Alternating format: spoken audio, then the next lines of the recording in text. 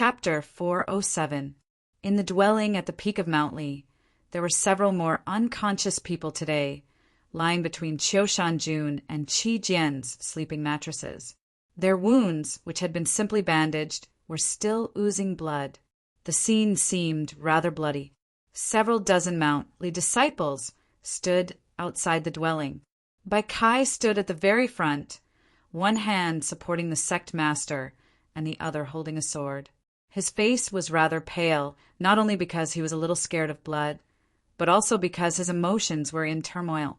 Of course, this turmoil did not refer to fear. Since he was scared of blood, he was definitely not a real Bai Kai. This youth with a very strange name was an inner disciple of the Mount Li sword sect. He was ranked 6th among the Divine State's 7 laws and was at the later stage of meditation. The emotion raging in his chest was anger. The Mount Li sword sect's expression was very grave, but his body was very weak. He was a mighty figure who had shaken the heavenly south region, yet he couldn't even stand properly. He had to be supported by his younger disciples in order to stand properly. The stone plateau and mountain path outside the dwelling were covered in blood and sword slashes. It was obvious that an extremely bitter battle had just occurred. In the early morning, several elders suddenly brought their disciples to the main peak and requested that Qi Jian be handed over to the discipline hall for interrogation. When the sect master of the Mount Li sword sect rejected this suggestion, a battle suddenly broke out. The heavily injured person in the cave, the bloodstains and broken swords outside the cave, were the tragic results of this battle. Shameless to the extreme. Bai Kai looked at Elder Xiao Songgong at the front of the crowd and rebuked in both grief and anger. "You dare conspire to harm the sect master! Do you want to betray Mount Li?" At the moment, Go Hanshi, Liang Banhu, and Guan Feibai were still comprehending the Tao in the capital's mausoleum of books. Qiu-shan-jun and Qi Jian were still heavily injured, and of the Divine State's 7 laws. Only Bai Kai remained. Several of the second-generation martial uncles were trapped in the belly of the mountain, so he had to stand at the very front. Although he was the Mount Li sword sect's most favored junior disciple and had a very special status, in normal times, he would have been extremely courteous to an elder like Xiao Songgong and would never have dared to say such words. But now he was truly furious. If the sect master had not been injured in the Garden of Zhou, even if Xiao Songgong had ambushed him, how could he have been so heavily injured? If the martial uncles hadn't been trapped in the sword formation in the belly of the mountain, these people wouldn't have dared to come to the peak. The mountain breeze caressed Xiao Songgong's white eyebrows. The morning light shone on his emotionless face. His usual transcendent demeanor had already been completely replaced by a callous and unyielding aura. He sternly yelled, "Just who wants to betray Mount Li? We only request that the sect master follow the ironclad laws of Mount Li and hand over the disciple Qi Jian, who is suspected of colluding with the demons, to the discipline hall for interrogation. Why do you not agree?" Xiao Songgong stared at the pale-faced Mount Li sect master and said with a hint of ruthlessness, "Can you tell me the reason?" The Mount Li sect master looked at him, his somewhat gloomy eyes brimming with indifference and sorrow as if he had seen through everything. "Then, senior brother, can you tell me the reason? Why did you use the secret method left behind by Master and trap them in the belly of the mountain when they were preparing to go to the north to rescue youngest uncle through the sword formation? Why do you have fellow Taoists from the Longevity sect standing behind you, and also the patriarch of the Qiu-shan clan? And also, why did you strike me with that palm earlier?" As these words left his mouth, the whistling of swords grew louder under the morning light. Several dozen flying swords circled around the peak of the mountain where the dwelling was located, flying at high speeds, drawing out rays of golden light. This was a part of Mount Li's myriad sword array. Seeing these flying swords, the people who had followed Xiao Songgong up the mountain all had grave expressions, including the upper-level star condensation elder of the Longevity sect and the guardian of the Qiu-shan clan with unfathomable strength. Only the patriarch of the Qiu-shan clan seemed oblivious. How profound was the Mount Li sect master's cultivation. Even though he was heavily injured and powerless to fight, his heart of the sword still existed. His words were like sharp swords, making it impossible to respond. The two discipline hall elders that had been standing behind Xiao Songgong this entire time revealed expressions of shame.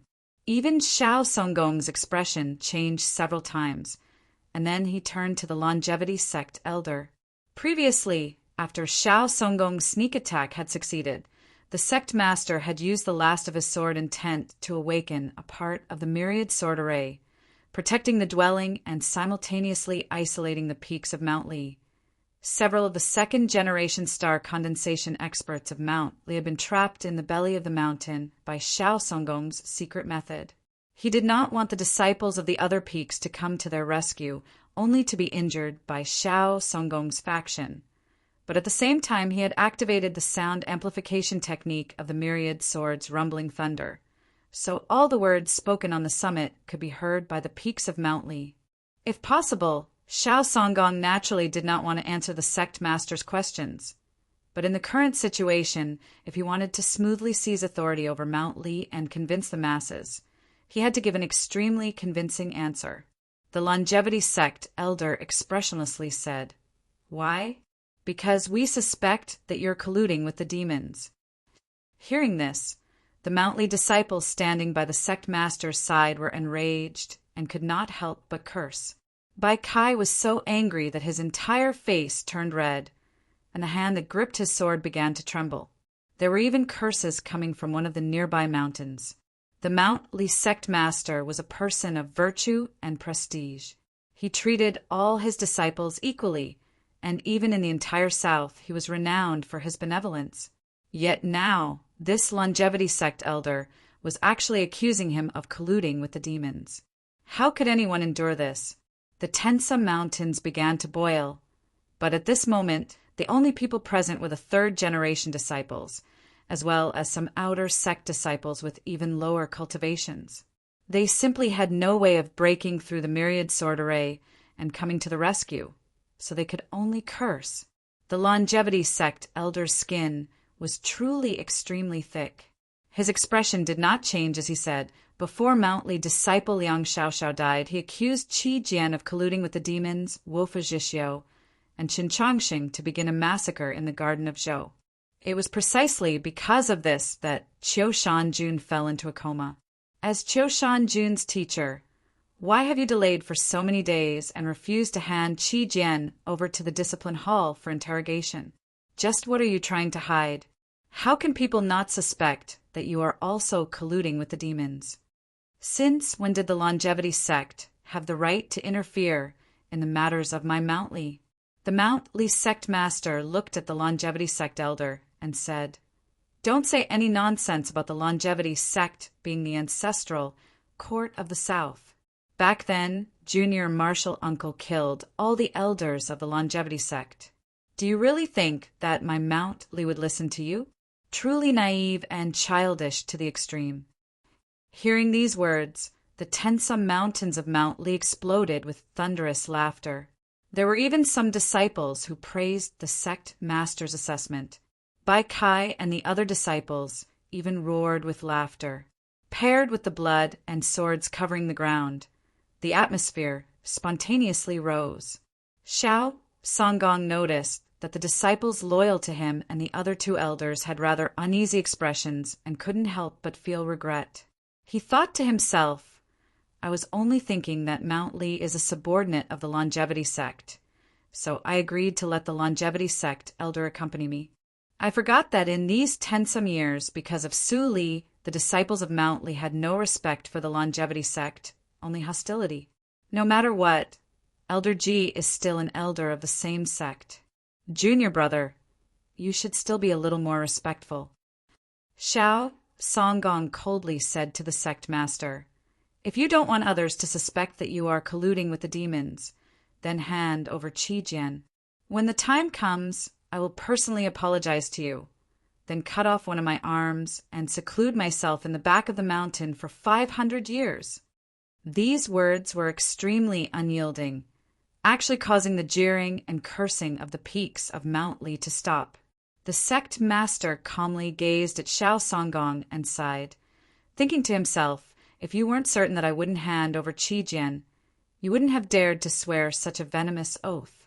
Just this matter? He asked, looking into Xiao Songgong's eyes. Xiao Songgong made no concession. Staring into his eyes, he hatefully said, the magic sword naturally has to be handed over as well. And then you have to hand over the myriad sword array. The Mount Li sect master calmly asked, everything has been handed over. Presumably, my position as sect master will also have to be handed over. Xiao Songgong said nothing, tacitly agreeing. Bai Kai angrily retorted, why is it that when you say that junior brother is colluding with the demons, he is colluding with the demons? A discipline hall elder who had been silent all this time suddenly said, the one who accused Qi Jian of colluding with the demons was not us, but your deceased third brother. This discipline hall elder had an extremely high prestige in Mount Li. He was normally very strict in enforcing the law and was the most just and fair. There was not a single disciple of the various peaks that dared to submit to him. Hearing his words, Bai Kai was momentarily speechless, and even the disciples of the various peaks fell silent. The discipline hall elder turned to the sect master and sighed, why are you not willing to let the discipline hall interrogate him? The Mount Li sect master calmly replied, because I do not believe that Qi Jian would commit such an evil deed. The discipline hall elder sternly said, even if your other disciple, Liang Xiao, personally accused him and he's already dead. The Mount Li sect master was quiet for a while, then replied, yes. The discipline hall elder asked, since you don't believe him, why are you not willing to let the discipline hall interrogate him? The Mount Li sect master looked at him in silence for a very long time. Finally, he said, because I do not trust the discipline hall. There was a slight uproar in the mountains. Bai Kai and the other disciples had fought a bloody battle to protect the dwelling. But when they heard the sect master's words, they also found it somewhat difficult to believe. It must be known that Mount Li's discipline hall was the most just and had never done anything improper. The discipline hall elder's eyebrows slightly twitched, clearly very angry. He asked, may I ask Lord Sect Master, in these past 100 years, has the discipline hall ever done anything unjust? If not, why is it not trustworthy? Because you do not trust junior martial uncle, the sect master said to the two discipline hall elders. The discipline hall elder asked, why do you say this? The sect master explained, when you entered the mausoleum of books and swore a blood oath to become monolith guardians. Junior martial uncle flew into a rage when he heard this. He charged into the mausoleum of books and forcefully took you away. Every time the common people mention this matter, they always praise my Mount Li for acting like the bright moon and cool breeze. But I am keenly aware that you have always felt that you would never have the chance to enter the divine domain because junior martial uncle took you out of the mausoleum of books. You always felt that junior martial uncle had let you down. This was an extremely famous event of the past. But only this morning did many Mount Li disciples realize that those two Mount Li disciples who had been forcefully taken away from the mausoleum of books by their martial grandaunts were actually the two discipline hall elders, who were later renowned for their incorruptibility. The other discipline hall elder who had not spoken suddenly said in a hoarse voice, could it be that junior martial uncle had not let us down? The sect master painfully replied, the mausoleum of books is a holy land and also an abyss. It's been opened for so many years, and you still haven't understood? Junior martial uncle did not hesitate to offend the Li Palace in order to give you true freedom, but you held a grudge for so many years. How absurd! Chapter 408. The discipline hall elder expressionlessly said, in all matters we ask about the actions, not the hearts, and this is even more true for obeying the law. Regardless of sect master's opinion of us, according to the laws of Mount Li, Qi Jian's disciples should be interrogated by the discipline hall. Bai Kai angrily said, Martial Uncle Hong, if we ask about the actions and not the hearts, then besides the glance that third brother gave her before he died, did junior brother commit any mistakes? Just what did he do that he needs to be interrogated by the discipline hall? Xiao Songgong sneered at him. Although Liang Xiaoxiao only glanced at her, he clearly said that the wolf cub was the true culprit who had colluded with the demons to bring chaos to the Garden of Zhou. And in the Garden of Zhou, even in the entire Garden of Zhou, there are at least several hundred pairs of eyes that clearly saw Qi Jian and that wolf cub embracing and exchanging flirtatious glances. Just what is the relationship between them? The vast majority of people did not understand the meaning of Elder Xiao Songgong's words, but those who knew of Qi Jian's past suddenly had a change of expression. Without waiting for these people to speak, Xiao Songgong yelled, "Qi Jian is Junior Martial Uncle's own daughter!" All the peaks were in an uproar. As a woman, she actually dared to hook up with a wolf tribe demi-human, actually having a physical relationship. Does she even have any shame? Where does she place the clean reputation of my Mount Li? Why can't the discipline hall interrogate her? Xiao Songgong's cold and malicious voice reverberated through the peak, simultaneously being transmitted through the array to all the other peaks. For a moment, all the peaks were silent. The Mount Li disciples were shocked, speechless. Junior brother Qi Jian was actually a woman? And she was Martial Granduncle's own daughter? Were these things all true?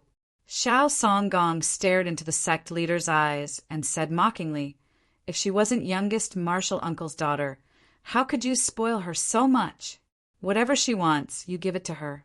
Have Han Shi and the others ever received such treatment? Even Qiushan, have you treated him as well as Qi Jian? Do you think I don't know? You even want to pass on the position of sect master to her." Hearing these words, the disciples of Mount Li were even more shocked. Bai Kai was very anxious and wanted to say a few words, but he was stopped by the sect master. The sect leader looked at Xiao Songgong and shook his head. His face revealed a hint of mockery and sorrow. He indeed doted on Qi Jian, far above Gohan Shi and the others. Even Qiushan could not compare, but that was not because Qi Jian was his youngest martial uncle's daughter or his last disciple, but because Qi Jian was a girl. The sect leader knew that Qiushan and the others all understood and accepted such a simple logic. That was why in these past few years they had especially doted on Qi Jian. He believed that Xiao Songgong also understood, but why would he listen now? Xiao Songgong did not stop his attack because of the sect master's silence. He looked at him and coldly said, "The position of sect master of the Mount Li sword sect is not yours. If you want to pass it on to Qi Jian, you have to see if we agree or not." The sect master calmly asked him, "Then, in your view, who should be the sect master of the Mount Li sword sect?" Xiao Songgong coldly said, "The position of Mount Li sword sect master should belong to martial nephew Qiushan in the future." These words were very forceful. Whether it was the disciples of the various peaks or even Bai Kai supporting the sect master, they all felt that these words were only right and proper. The entire Mount Li sword sect, even the entire world, had long since tacitly agreed on this point. In the end, it's still the position of sect master. The sect master sighed as he looked at Xiao Songgong, his eyes brimming with pity, even sympathy. When will senior brother learn to look a little further? Xiao Songgong was inexplicably angered by the sect master's gaze. He yelled, "Could it be that you think I'm a person who covets power and position? Could it be that you think that I offended my superior today for my own benefit?" The sect master calmly smiled. "Or perhaps you might be doing it for the benefit of the entire human world." There was no doubt that this was sarcasm. Bai Kai, who was supporting the sect master, began to laugh. The several dozen Mount Li disciples in front of the dwelling, their clothes stained with blood, also began to laugh. Only Xiao Songgong, the two discipline hall elders, and their disciples found it impossible to laugh. Xiao Songgong took a deep breath, then said, hand over the myriad sword array, abdicate, and let Qi Jian stand trial. I will only manage it for 5 years, then retire to the back of the mountain and hand over the sect master to martial nephew Chushan. The sect master ignored him. He turned to the 2 discipline hall elders and asked, "2 senior brothers, do you also support this proposal?" The discipline hall elder expressionlessly said, "Sect master, whether or not you abdicate is not up to the discipline hall to decide.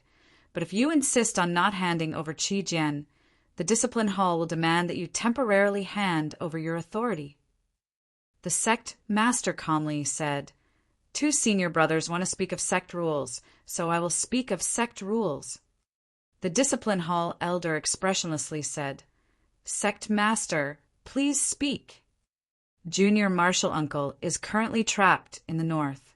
The Mount Li sword array has already been in operation for many days, only waiting for concrete news. Yesterday afternoon, we received news that Junior martial uncle had appeared in Xuanyang City. The 3 elders of the sword hall led the elites of the sect into the sword array, preparing to go to Xuanyang City to receive Junior martial uncle. Who could have expected that Elder Xiao Songgong would collude with outsiders from the longevity sect and secretly destroy the sword array last night, trapping the 3 elders of the sword hall and the elites of my Mount Li in the belly of the mountain? If my disciple Qi Jian and the wolf youth supporting each other in the garden of Zhou is a crime, then may I ask the 2 discipline hall elders, just what crime is this?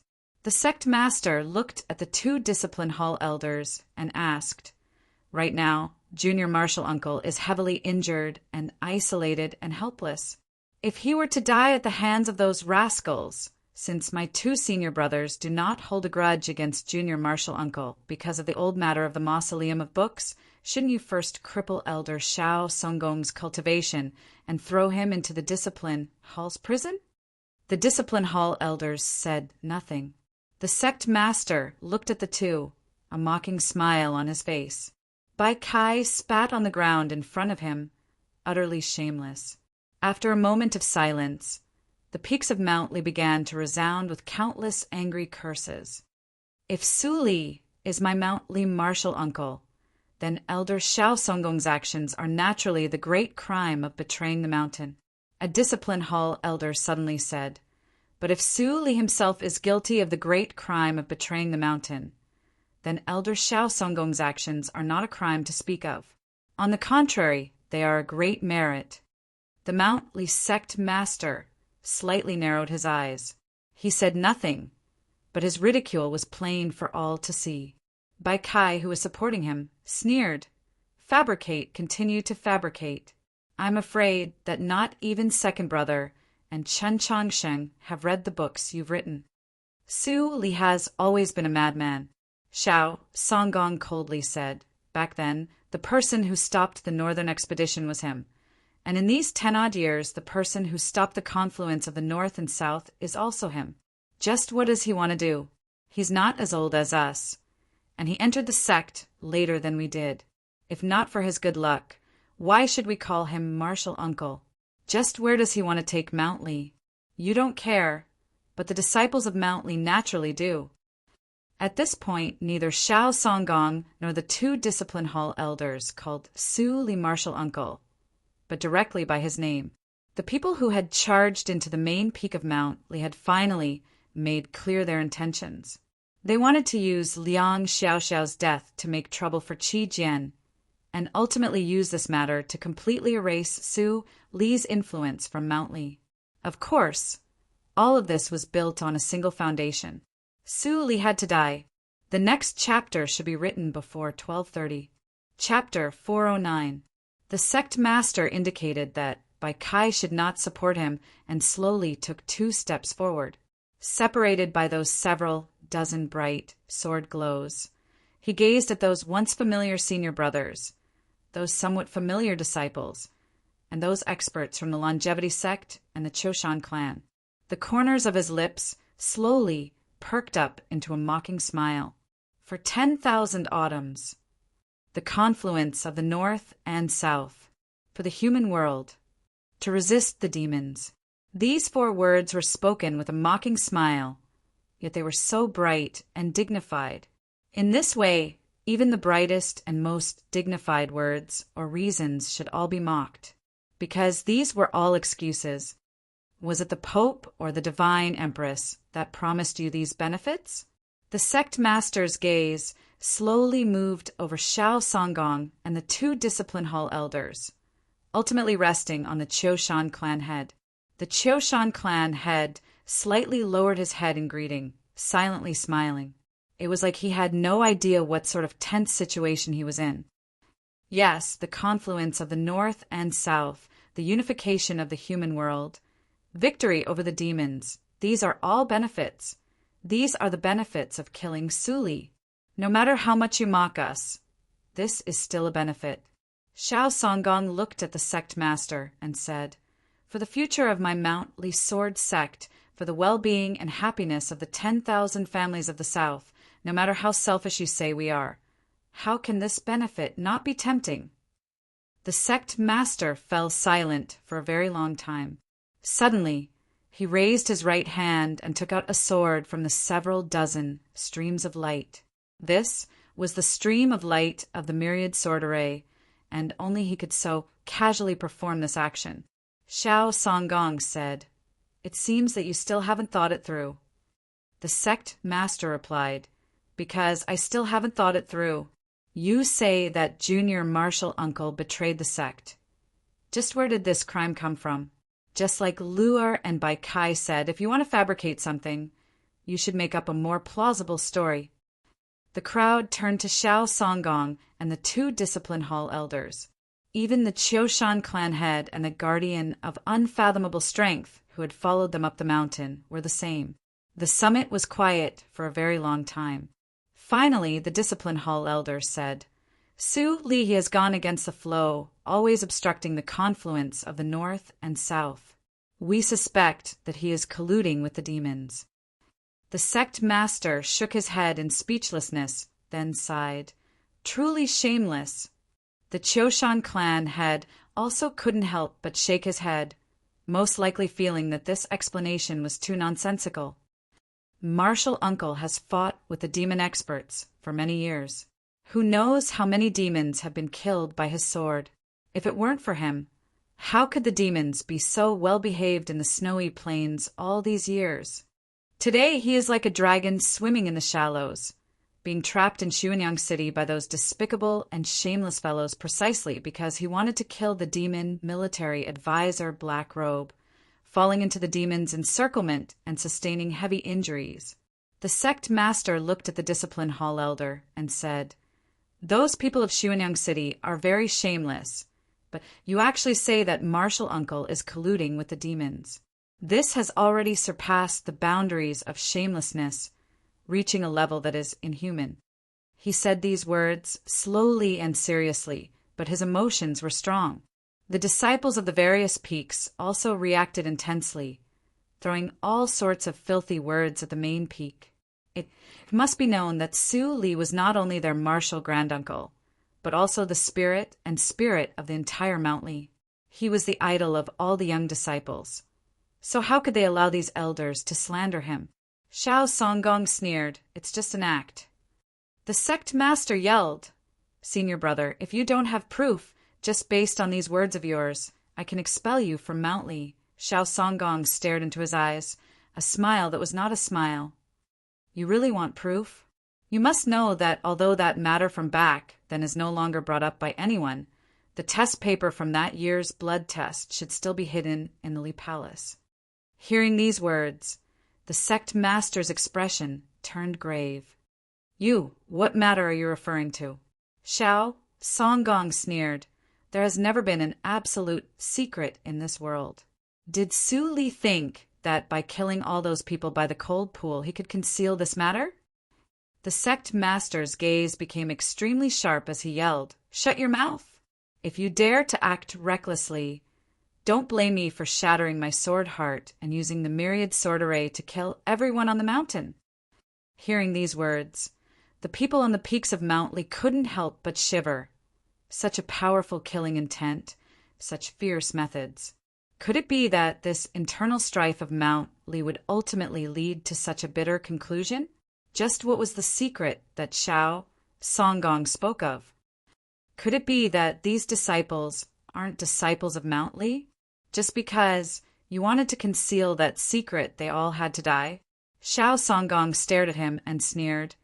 If you really used such a vicious method, I'd really like to see how you'll meet the ancestors of Mount Li after you die.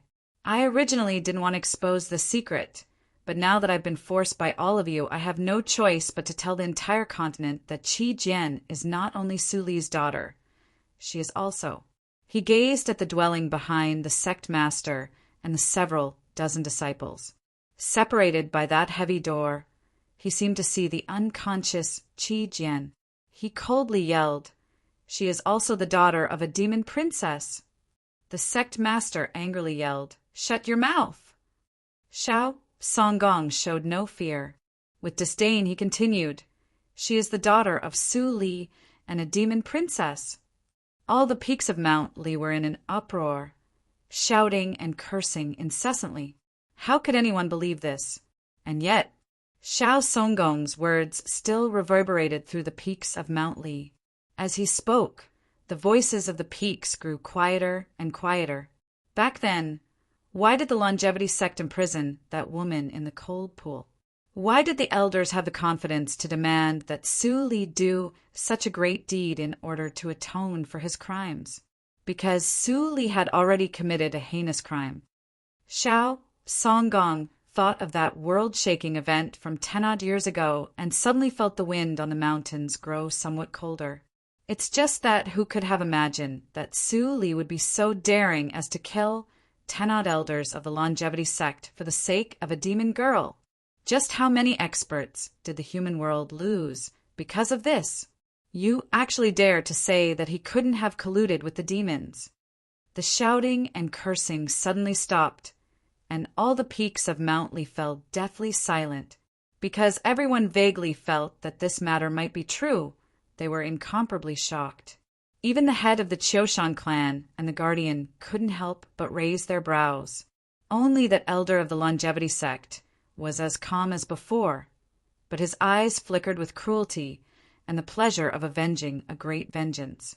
Presumably, he had long since known of this matter. The Mount Li disciples gaped in speechlessness. Previously, when Xiao Songgong had revealed Qi Jian's past, everyone could still accept it. Because of their martial granduncle, they even felt a great deal of love, pity, and reverence for Qi Jian. But now, it was a completely different feeling. She was the daughter of a demon princess? Martial granduncle actually had such a past with a demon princess after an unknown amount of time. A somewhat uneasy voice broke the silence. A Mount Li disciple standing in front of the dwelling looked at the sect master and asked in a trembling voice, "Martial uncle sect master, this matter, is it true?" Chapter 410. That Mount Li disciple stood in front of the cave, his clothes stained with blood, but he had not retreated half a step or revealed the slightest timidity. His loyalty and courage were naturally not to be questioned, yet he could not help but ask this question. All the peaks were quiet for the same reason. The vast majority of Mount Li disciples had firmly stood on the sect master's side, furious at the shameless actions of Xiao Songgong and the other two elders. But now there was a change. Su Li was the idol of Mount Li. But if Elder Xiao Songgong's words were true, then this idol was gradually crumbling. A disciple's voice came from Refined Rock Peak up ahead. If Senior Brother Qi Jian really is a descendant of the demons, then perhaps we really should have the discipline hall properly interrogate him. Bai Kai was enraged by these words, but before he had time to say anything, he saw a Mount Li disciple at his side kneel with a thud, repeatedly kowtowing to the sect master's back until blood seeped out of his forehead. "Master, if Junior Brother really is the daughter of martial granduncle and a demon princess, why do you need to protect him? A few days ago, it was said that Junior Brother caused the death of Third Senior Brother. I didn't believe it at all. But if the filthy and smelly blood of the Devil clan flows in her body, and she colluded with the Wolf clan's demon, Then what could she not do? The sect master gazed at this disciple who was usually the most respectful to him and lightly sighed. This disciple's entire family had been killed by the demon army. So how could he still blame him? Bai Kai looked at these two disciples and listened to the discussion rising from the distant peaks. His anger flared even more, and he yelled, "A solemn disciple of Mount Li is actually bewildered by the bewitching words of an enemy. Where has your sword heart gone?" The various peaks grew somewhat quieter, and the main peak did the same. Xiao Songgong sneered and said to him, "If your sword heart really is pure, then why do you only dare to yell at your fellow disciples, but not dare to ask your master if this matter is true or false?" Bai Kai angrily glared at him, but he clenched his teeth and said nothing. So-called silence sometimes represented extreme anger. Sometimes it meant that there was nothing to say, and sometimes it was tacit approval. Ever since Xiao Songgong had said that Qi Jian was the daughter of a demon princess, and Su Li, some time had passed. The Mount Li sect master stood in front of the cave, his demeanor desolate and silent. His meaning was actually very clear. The several dozen Mount Li disciples in front of the dwelling, and even more Mount Li disciples in the various peaks, were all looking at the sect master. Even now, they were still loyal to Mount Li, supporting the sect master and disdaining Xiao Songgong and those two discipline hall elders. But now they had already begun to believe that Qi Jian and even Su Li had a relationship with the demons. Otherwise, why would third senior brother Liang Xiao look at her with such a complicated and painful gaze before he died? Even Cabbage's sword heart was somewhat shaken, his emotions somewhat perplexed. 10 some years ago, Mount Li and the entire human world had been thrown into chaos because of two women. 10 some years later, this matter finally returned to Mount Li and began to change its situation. At this moment, the Mount Li sect master finally spoke once more. He looked into Xiao Songgong's eyes and said, "You should know about this because the people who knew about this back then have all died. Other than the 3 saints and me, no one else knows about this, not even the demon monarch." "Then how did you know?" This was a very difficult question to answer. So Xiao Songgong's expression abruptly chilled, and he had no intention of opening his mouth to answer. Even if the Tianhai Divine Empress and His Holiness the Pope wanted to kill Junior Martial Uncle, the Tao heart of a saint floats in the sea of stars. It is impossible to violate the oath made back then, and the other saint is even less likely to harm Junior Martial Uncle. The sect master did not explain why that saint would not harm Su Li. He spoke as if it were a matter of course. Then he continued to ask, "Then, how did you know about this secret?" Xiao Songgong sneered. "I said before, there are no absolute secrets in the world." With a grave and stern expression, the sect master said, "Back then, when Junior Martial Uncle went north to Xuanyang City, he killed everyone in the Liang household who knew about this matter. The Divine Empress and His Holiness also acted to purge this matter, all for the sake of protecting the secret. I would very much like to know just who the 3 of them left out." Xiao Songgong's expression turned cold. It was only now that he knew that behind that bloodbath all those years ago was the will of these 3 powerful figures.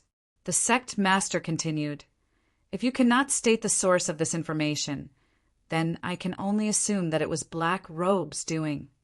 This was a very crude deduction, but in the Eastern continent, it was the most convincing deduction. This was because in the human world, the land of demons and the demi-human race, there was a perception that was close to truth. Black Robe knew all the secrets of the world. If it really was Black Robe who told you, you said that Junior Martial Uncle colluded with the demons, then what about you? The demon military advisor used your hands to destroy the foundation of my Mount Li. Does this count as collusion? He was truly worthy of being called the sect master of the Mount Li sword sect. His words were like swords. He had suffered heavy injuries from the sneak attack, but this rebuke brimming with anger and fighting spirit still resounded like thunder through the peaks of Mount Li. causing all the discussions within the peaks to come to a screeching halt. The situation had once more changed. The two discipline hall elders clearly did not know the source of this information, so they subconsciously turned to Xiao Songgong.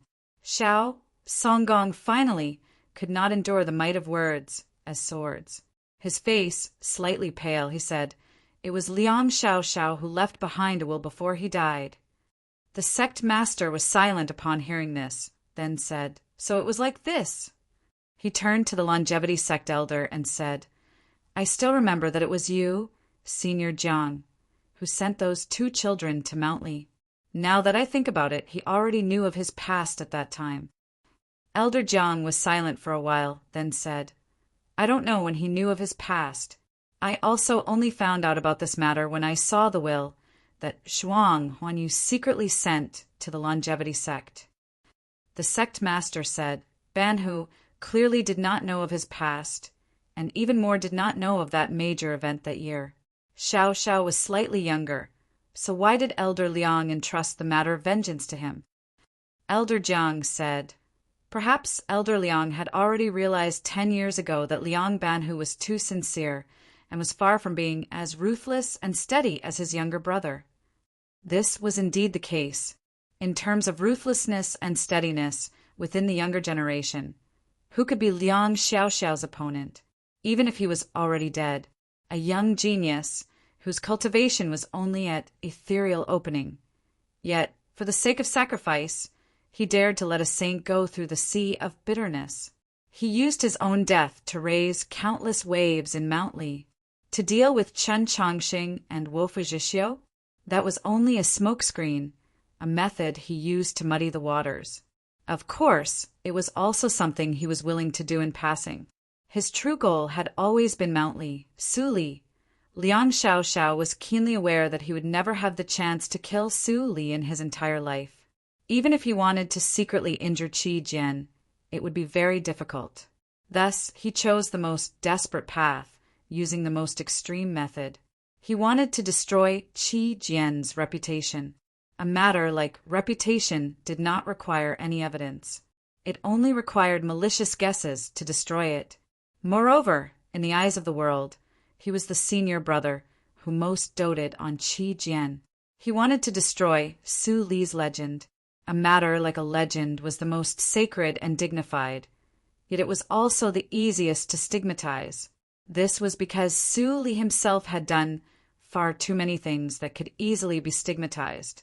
He and that unfathomable demon military advisor in the distant snowy plains, one in the south and one in the north, coordinated with each other from a distance. Thus, they laid down 2 layers of killing traps in and around the Garden of Zhou and at Mount Li in Xuanyang. For this, he only needed to pay the price of his life, then leave behind a gaze and a will. Before his death, he had presumably calculated that although he was dead, countless people would follow his arrangements to continue this trap, using his gaze and will to continue fighting. The entire world would take revenge for him, take revenge for his ancestors. It could be believed that in the moment he stopped breathing outside the Garden of Zhou, Liang Xiao was calm and joyous. Xiao Songgong said nothing, the 2 discipline hall elders said nothing, and the longevity sect's Elder Jiang also said nothing.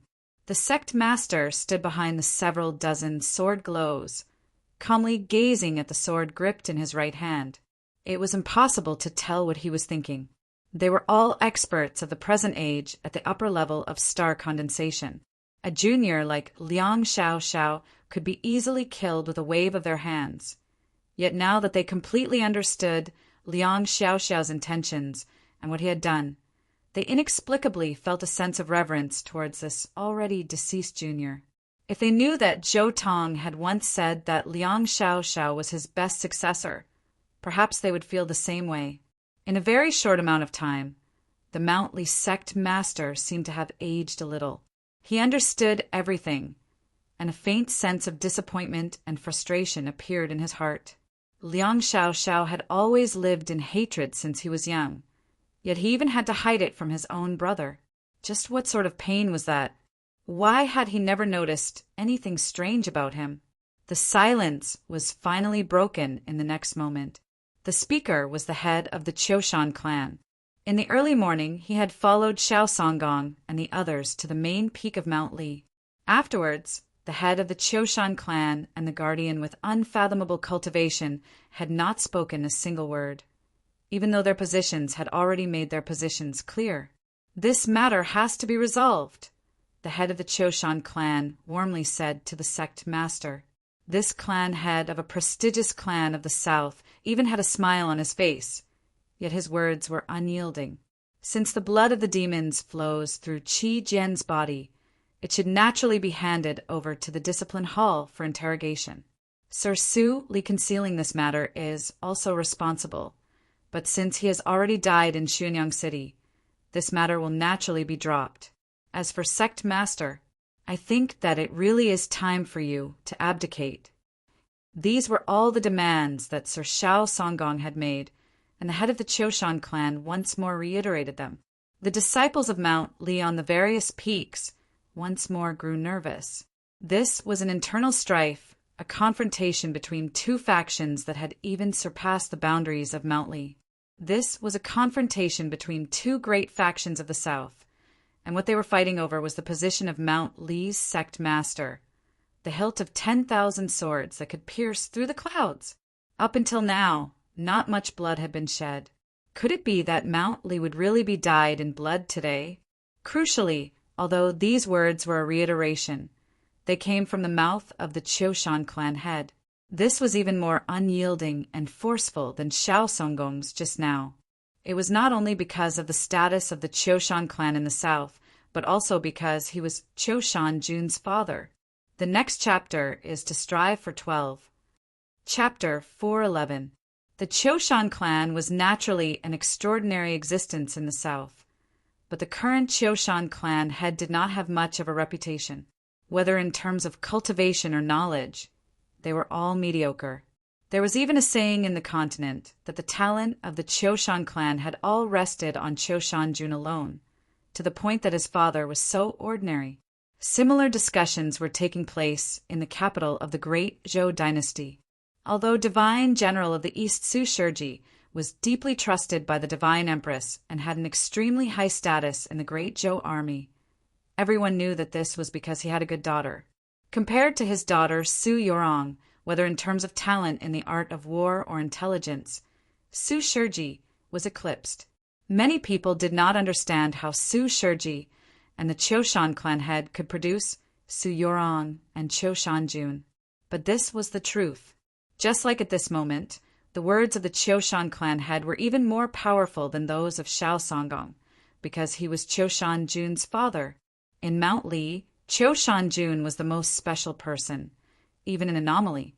In the hearts of the disciples of the younger generation, he was the only person that could be mentioned in the same breath as Marshal Granduncle Su Li, even if his current cultivation was still incomparably far from Su Li's, and even the sect master in a certain sense did not have as high a prestige as Choshan Jun. From the sect master to the most ordinary disciple, there was not a single person that did not like Choshan Jun. From the unsmiling discipline hall elder to the callous and violent Guan Feibai to the demi-human servant that had been punished to sweep leaves in the back mountain for 40-some years, everyone that saw Choshan Jun would reveal the most sincere smile and give him the greatest kindness.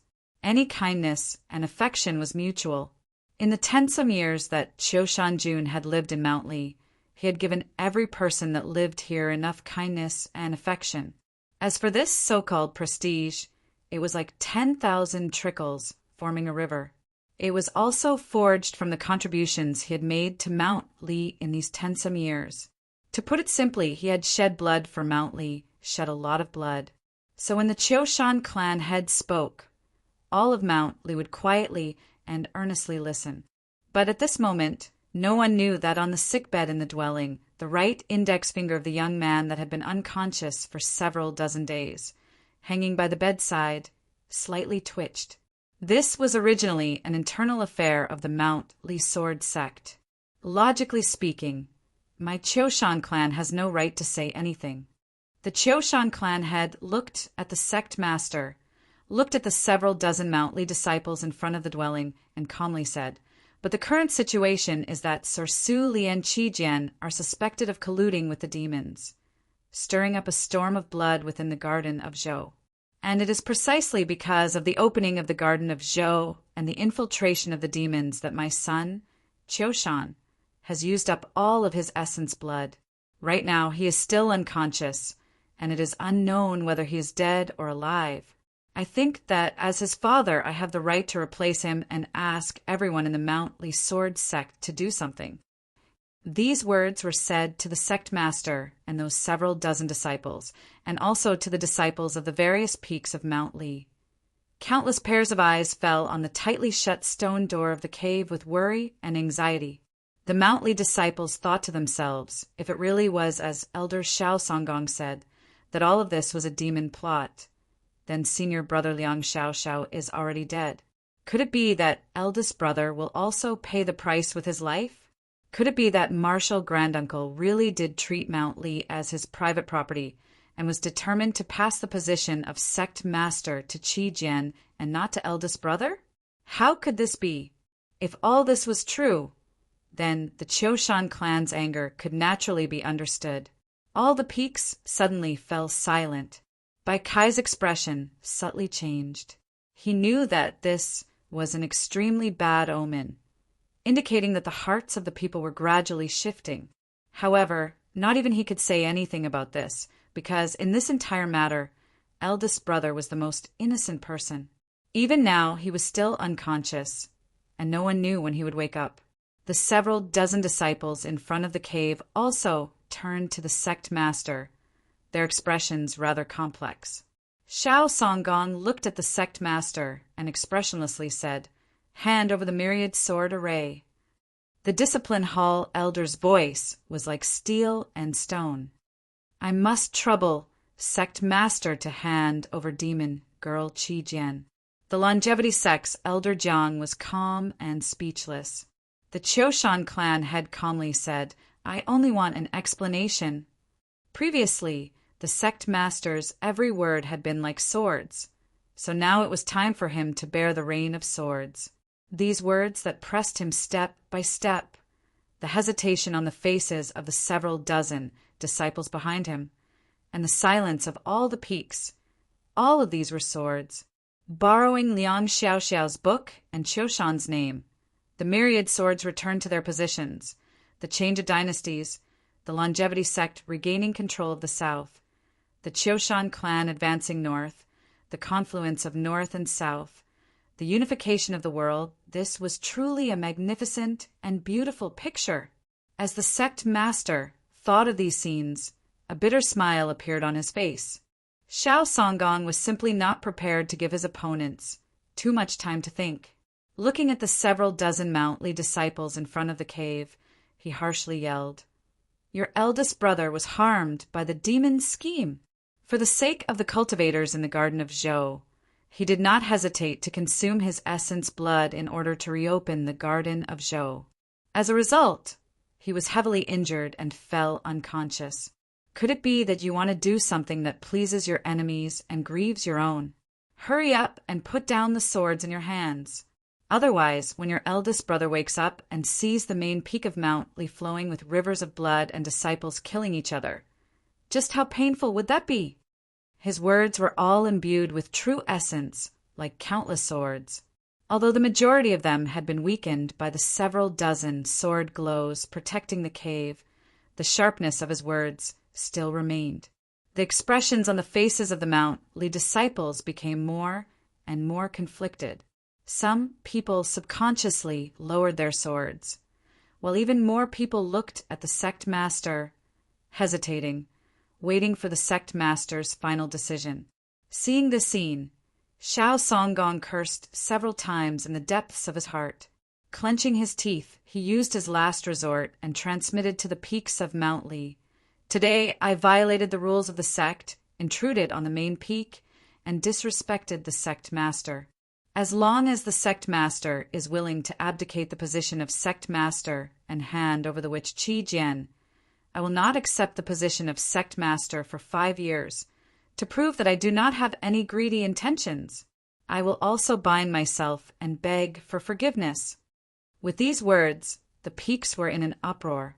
Even those Mountly disciples who were the most furious at Xiao Songgong's actions today had no choice but to admit that this condition had already displayed sufficient sincerity. The longevity sect elder asked.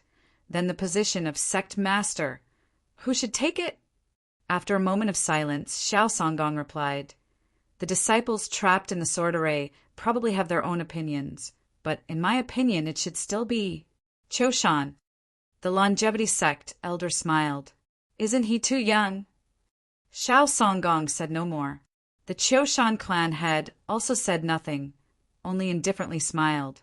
The several dozen disciples in front of the dwelling looked at each other in dismay. Bai Kai walked to the sect master's side, sword in hand. He always felt very oppressed, but he didn't know what to say. This proposal seemed to be the only solution that everyone in Mount Li was willing to accept. At the very least, it could prevent the internal strife of Mount Li from developing to an unmanageable level. Why was Xiao Songgong willing to pay such an enormous price? The sect master calmly gazed at Xiao Songgong. He noticed that Xiao Songgong and the Qiushan clan head had exchanged glances, and only then did he understand. Just when he was about to sit on the position of sect master of the Mount Li sword sect that he yearned for even in his dreams, he had to hand it over. Moreover, he had to live in seclusion in the back of the mountain and bitterly cultivate to atone for his crimes. The Qiushan clan and the longevity sect would assuredly have to provide sufficient compensation. But was this really a solution that everyone in Mount Li was willing to accept? All the peaks of Mount Li were silent. Everyone was waiting for the sect master's final decision. Just at this moment, a voice came from the dwelling. This voice was very weak, but it was still very bright. It was like the sky that had been obscured by dark clouds for a very long time. As long as the clouds dispersed, it would still be as azure as before. "I do not accept." Naturally thinking of Su Lu. Chapter 412. In the cave, a figure stood in front of the sickbed, looking at the unconscious Qi Jian. His gaze moved from her pale face to her small abdomen that was covered in layers of bandages, and then moved to the faintly green fingers. It grew colder and colder. Hearing the sounds of coercion coming from outside the cave, thinking of the voices he had heard in the sword rest, thinking of the countless voices he had heard in the last several dozen days, his voice also grew colder. "I do not accept." The figure said these 4 words to all of Mount Li, then stood up and walked out of the cave. Hearing his voice, all of Mount Li fell silent. The sect master calmly looked at Xiao Songgong, the corners of his lips perking up, revealing a smile. This smile had many meanings, but it was no longer bitter. The door to the cave was pushed open, and that figure appeared under the clear blue sky, in front of several hundred gazes. It was a young man, tall and straight. His Mount Li sword garb fluttered in the wind. He had clearly not recovered from his heavy injuries, and his face was pale, but this did not diminish the heroic spirit between his brows, and he also had a free and uninhibited air. Seeing this young man, countless cries of joy rose up from the main peak of Mount Li. "Eldest brother! Eldest brother has woken up! Eldest brother has woken up!" Cries of joy quickly spread from the main peak to the other peaks of Mount Li. For a moment, the mountains were stirred up. Today, Mount Li's internal strife, the enormous pressure and chill that Marshal Granduncle's old secrets had brought to the disciples had actually been greatly erased. This young man was naturally the eldest brother of the Mount Li sword sect's inner sect, the head of the divine kingdom's 7 laws, Qiushan Jun. The several dozen Mount Li disciples in front of the cave rushed forward. Qiushan Jun shook his head, indicating that there was no need to support him.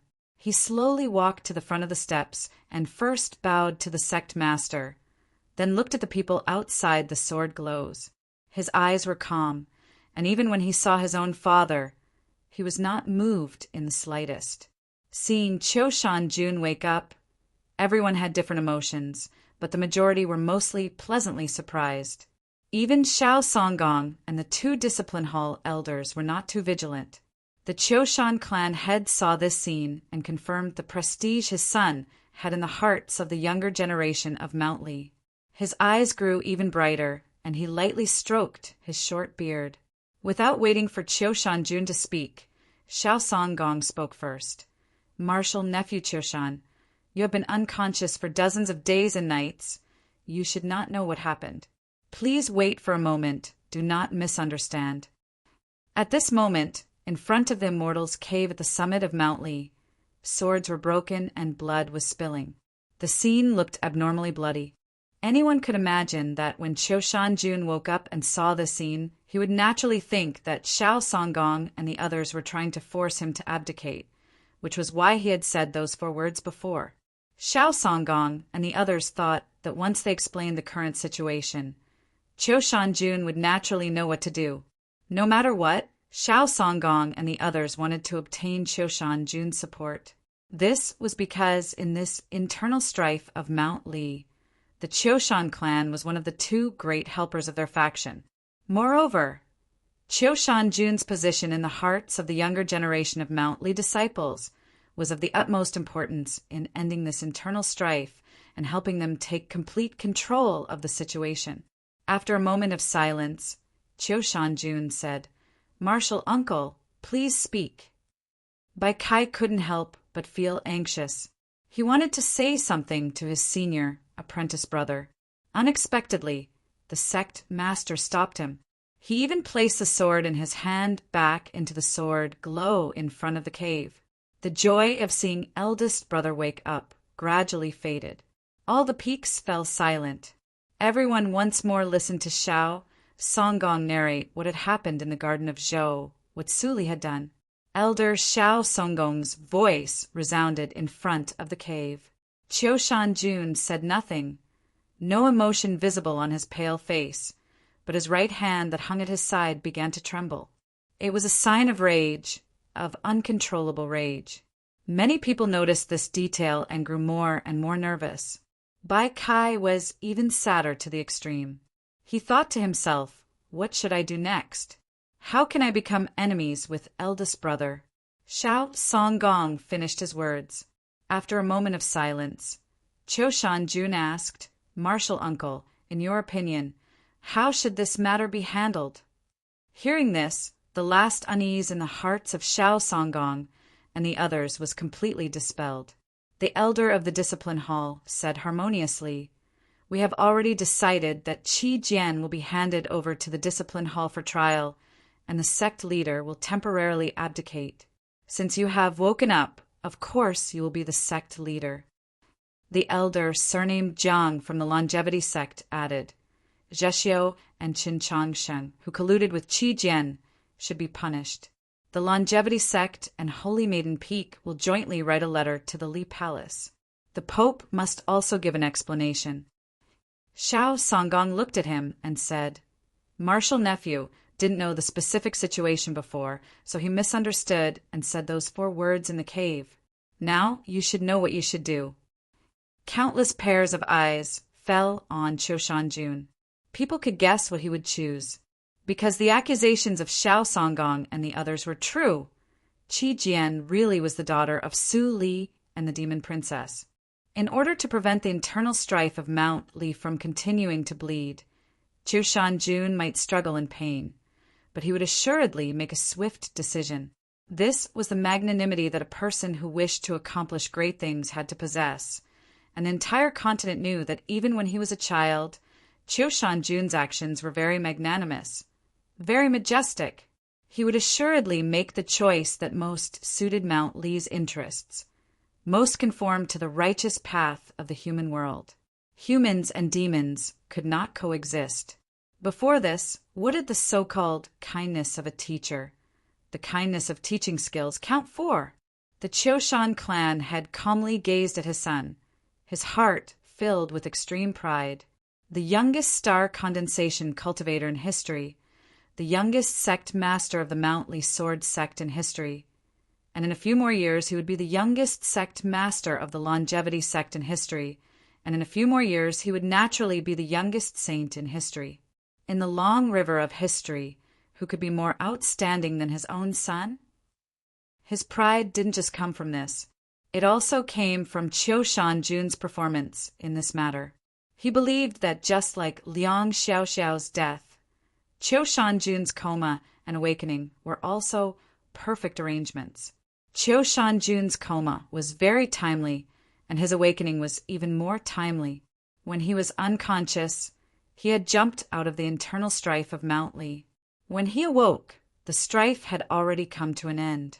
Only he could end this strife. He was the only one, so he was naturally the best candidate. He did not need to bear the infamy of Xiao Songgong and the others charging into the main peak to force an abdication. He only needed to sleep, and he would be able to obtain all the benefits. In a little while, if he could shed a few tears, he could even gain the praise of the world for his loyalty and benevolence. The Qiushan clan had looked at his son and sighed ruefully. As expected of Longer, your father is far inferior to you. There is one problem. Qiu Shanjun looked at Xiao Songgong and said, "Previously you said to Bai Kai, if your sword heart is truly pure, then why do you only dare to rebuke your fellow disciples, but not dare to ask your master if this matter is true or false?" Xiao Songgong did not notice a detail in these words. He casually said correct. Qiu Shanjun turned a glance at Bai Kai and asked, "Why don't you dare to ask?" Bai Kai felt a bitter taste in his mouth, thinking, what use is there in asking?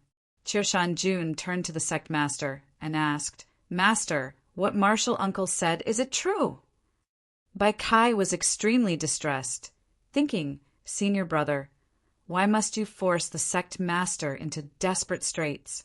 Why must you be so ruthless?" The sect master faintly smiled at Qiu Shanjun and prepared to speak.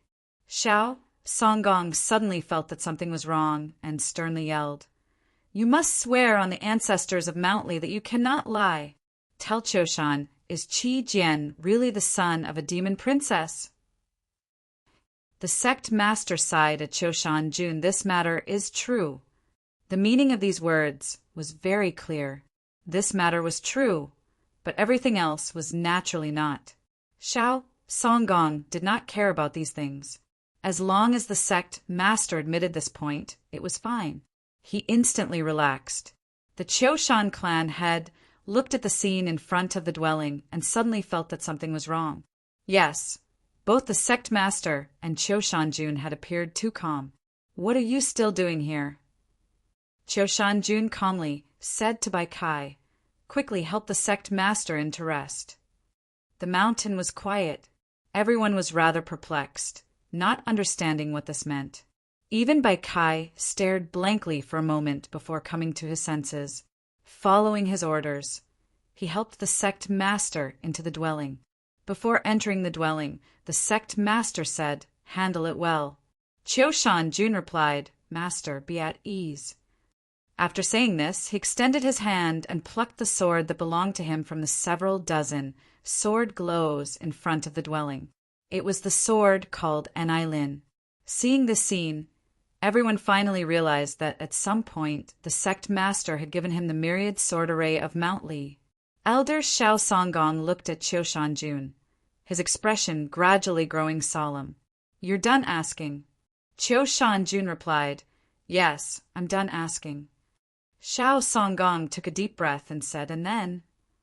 Qiu Shanjun gazed at the mountains and casually said, "And then naturally the Mount Li disciples raised their swords to meet the enemy."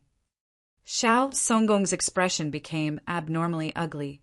In a cold voice he yelled, "Just what are you doing? Did you not hear? Your master personally admitted it.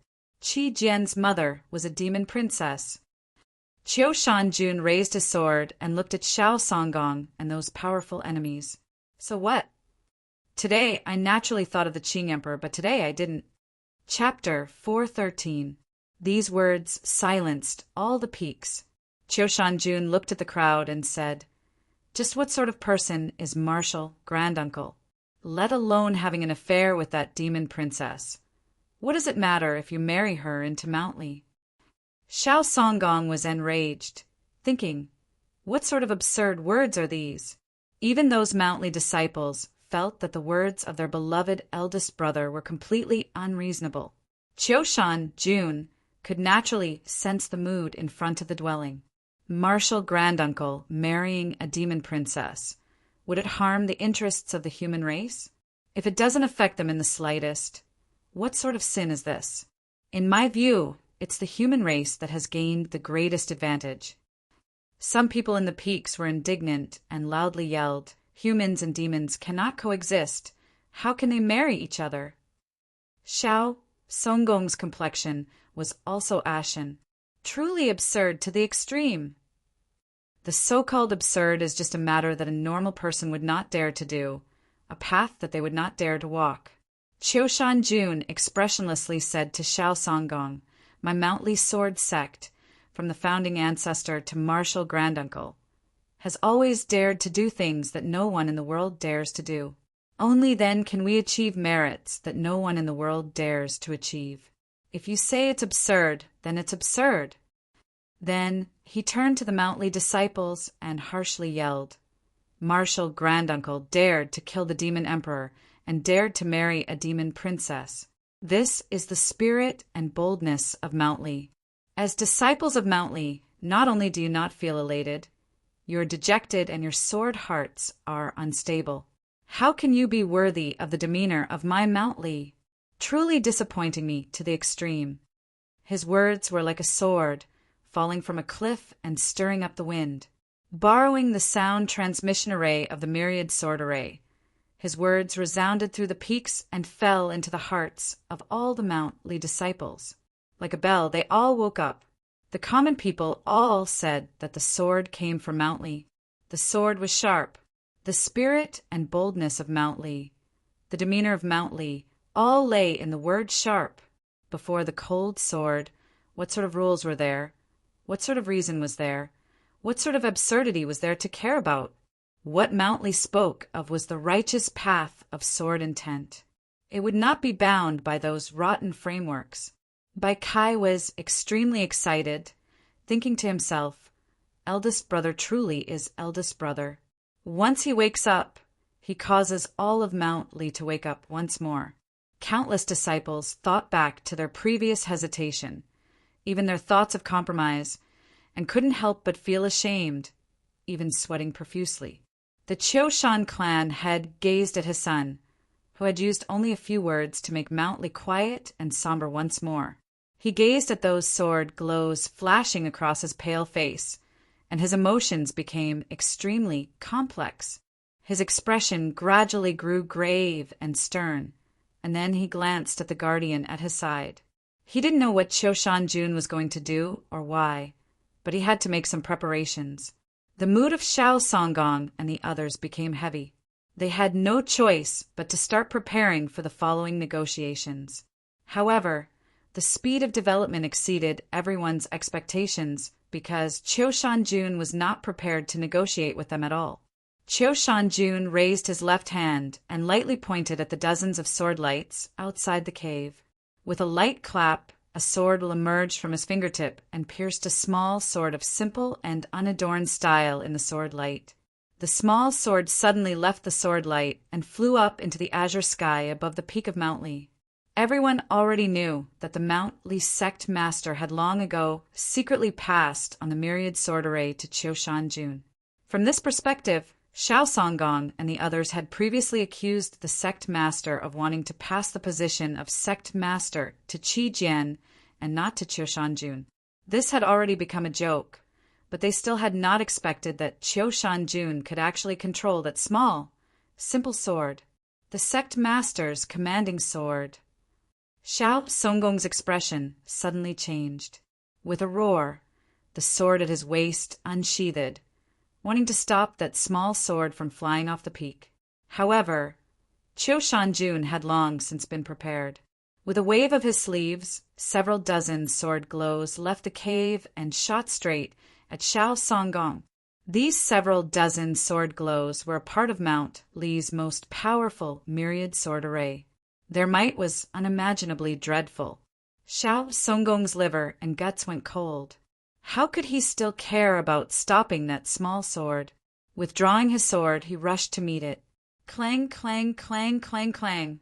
A series of extremely concentrated clangs of swords clashing could be heard. Several dozen sword glows flew back to the cave. Several sword gashes appeared on Xiao Songgong's clothes. Blood gradually flowed out, and his complexion was extremely unsightly.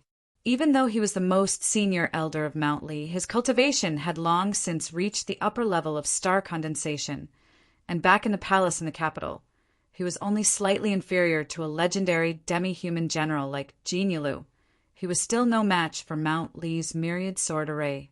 If not for the fact that the majority of the myriad sword array's power had been used in the sword array in the belly of the mountain in preparation for sending the elites of the Mount Li sword sect to the north to rescue Su Li, leaving only these several dozen sword glows, Xiao Songgong would probably have already lost his life on the spot. That small sword had already flown high into the sky. A few of the Mount Li disciples with good eyesight could even more clearly see that, at the final moment, that small sword had actually split into three and flown to three different places. The Discipline Hall elder surnamed Hong angrily yelled, "Qiushan, you actually dare to attack an elder! Truly disgraceful and heinous." Qiushan Jun stared at him and yelled, "Hong Zhizhou, you actually dare to bring outsiders into the main peak and plot against the sect master. Truly disgraceful and heinous." His words were still like a sword, firm and upright, bright and clear. Although his cultivation was far inferior to these Mount Li elders, whether it was in words or in battle, he was not the slightest bit disadvantaged, and his momentum was even more imposing. The Discipline Hall elder choked, not knowing how to respond. Qiushan Jun took a step forward and shouted in a clear voice. Xiao Songgong and the other two trespassed into the main peak, plotted against the sect master, colluded with outsiders, and committed treason. Under the orders of the sect master, I hold the myriad sword array and temporarily hold the authority of sect master. According to the rules of Mount Li, I expel these three people from Mount Li and send a letter to Holy Maiden Peak, the Longevity Sect, and the Li Palace, announcing today's matter to the world. Hearing these words, everyone was shocked speechless. How could they have imagined that Qiushan Jun would act so decisively and coldly, not giving them the slightest chance to negotiate and directly expelling the three elders from Mount Li? The commanding sword of the Mount Li sect master was already flying towards the three holy lands. This matter could no longer be changed, and it was the same as cutting off all possibilities of compromise. The Qiushan clan elder's complexion became abnormally unsightly. Even now, he still did not know what his son was preparing to do, but Qiushan Jun had already mentioned the word outsiders twice, and the meaning was already clear. Whether it was the nominal ancestral or the longevity sect, or the true birthplace of the Qiushan clan, on Mount Li they were all outsiders, and so they could also be enemies. Qiushan Jun surveyed the mountains and asked, "Where are the disciples of Mount Li? Follow me and expel these traitors and enemies from Mount Li." This was still a sword, an extremely penetrating sword. Qiushan Jun did not need his fellow disciples to think. He only needed them to make a decision. And this also happened to coincide with the sword hearts of the disciples of Mount Li. So how could his fellow disciples not respond? Even those 100-some disciples that had followed Xiao Songgong and the other two elders to charge through the mountain couldn't help but reveal an expression of hesitation, even shame. Where were the disciples of Mount Li? Between the various peaks, a response resounded. This was the sound of swords. Countless swords left their sheaths, their sword chi flourishing, soaring into the sky. These 2 days, I have some private matters to take care of. My wife only left Hubei for a few days, and now she's flying back. She'll probably be busy for 2 or 3 days. If there's no update tomorrow, I'll report it to everyone. Chapter 414. Seeing the sword glows soaring into the sky from all the peaks of Mount Li, Xiao Songgong's expression greatly changed. The 2 Discipline Hall elders had grim expressions, and that old elder surnamed Jiang from the Longevity Sect had an extremely unsightly expression. Only the Qiushan clan head continued to stare at Qiushan Jun without saying a word. Qiushan Jun did not even glance at his father. He said to Xiao Songgong and the others, "Still not giving up without a fight? Are you really prepared to endure the punishment of 10,000 swords piercing through your heart?" Then he turned to those Mount Li disciples that had followed Xiao Songgong and the others to charge onto the main peak. He coldly said, "As for you lot, to let bygones be bygones, that is absolutely impossible. But seeing that today only blood has been spilled and no deaths have occurred, if you lot abandon your swords, I will punish you according to the rules of the sect and not expel you from the sect." Those Mount Li disciples that had followed their masters to charge onto the main peak were already anxious.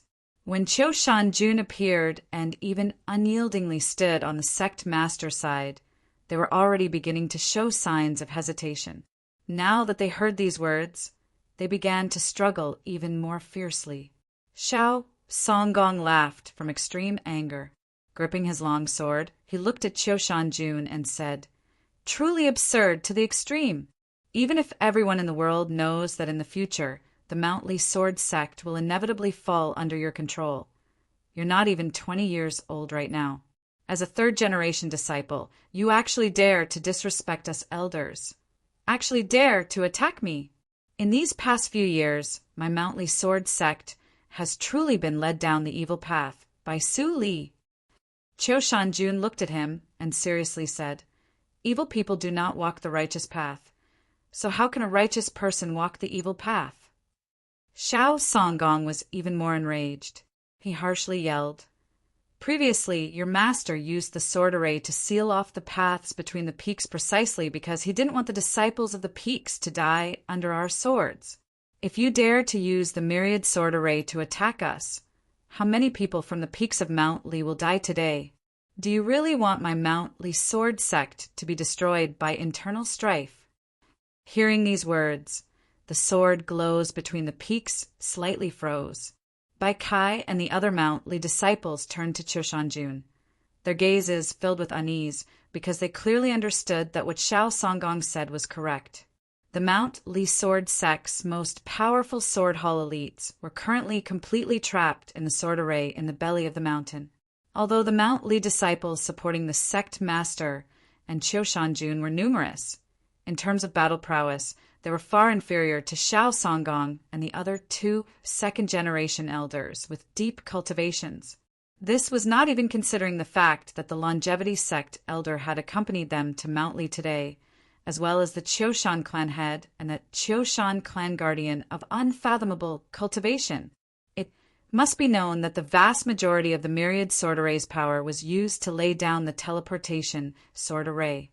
Even if Qiushan Jun and the third-generation disciples of Mount Li were determined to live and die with Mount Li, they still might not be able to repel such a powerful enemy. If the two sides truly disregarded everything and began to fight, then even if Qiushan Jun could completely release the remaining power of the myriad sword array, Mount Li would probably flow with rivers of blood. Who knew how many of those disciples loyal to Mount Li would perish on the spot, and was it really worth it? Qiushan Jun gazed at the clouds and sword glows between the peaks, his sword-like eyebrows slightly raised. Everyone knew that he had already made his preparations to attack. In the next moment he would attack. He had already expelled the two discipline hall elders from Mount Li, so the Mount Li relic sword was currently in his chest. With the Mount Li relic sword in front of him, there was no such thing as whether it was worth it or not, only whether it should be or not. Bai Kai understood. Without another word, he raised his sword and walked behind eldest brother, calmly and resolutely gazing at those powerful enemies. The several dozen Mount Li disciples also understood. They walked to the stone steps and prepared for the arrival of this final battle. They did not care if they had been injured before, did not care if their shoulders were still dripping blood. Their hands gripping their swords were incomparably steady. Xiao Songgong and the others also understood, as did the disciples behind them. Some disciples lowered their heads, some cursed, some silently walked to the edge of the stage, and some slowly lowered the swords in their hands. Just at this moment, a voice slowly rose up from the summit. When you were 4 years old, you encountered a dragon in the South Spirit Mountain. All of your servants died, and you were the only one alive. You didn't attack the unicorn, but allowed it to bring you back to its cave to be used as food in the future. To this day, including your father, no one knows how you managed to survive or how you managed to kill that flood dragon. However, I believe that what you relied on at that time was absolutely not willpower or courage, but intelligence. The speaker was the Choshan clan head.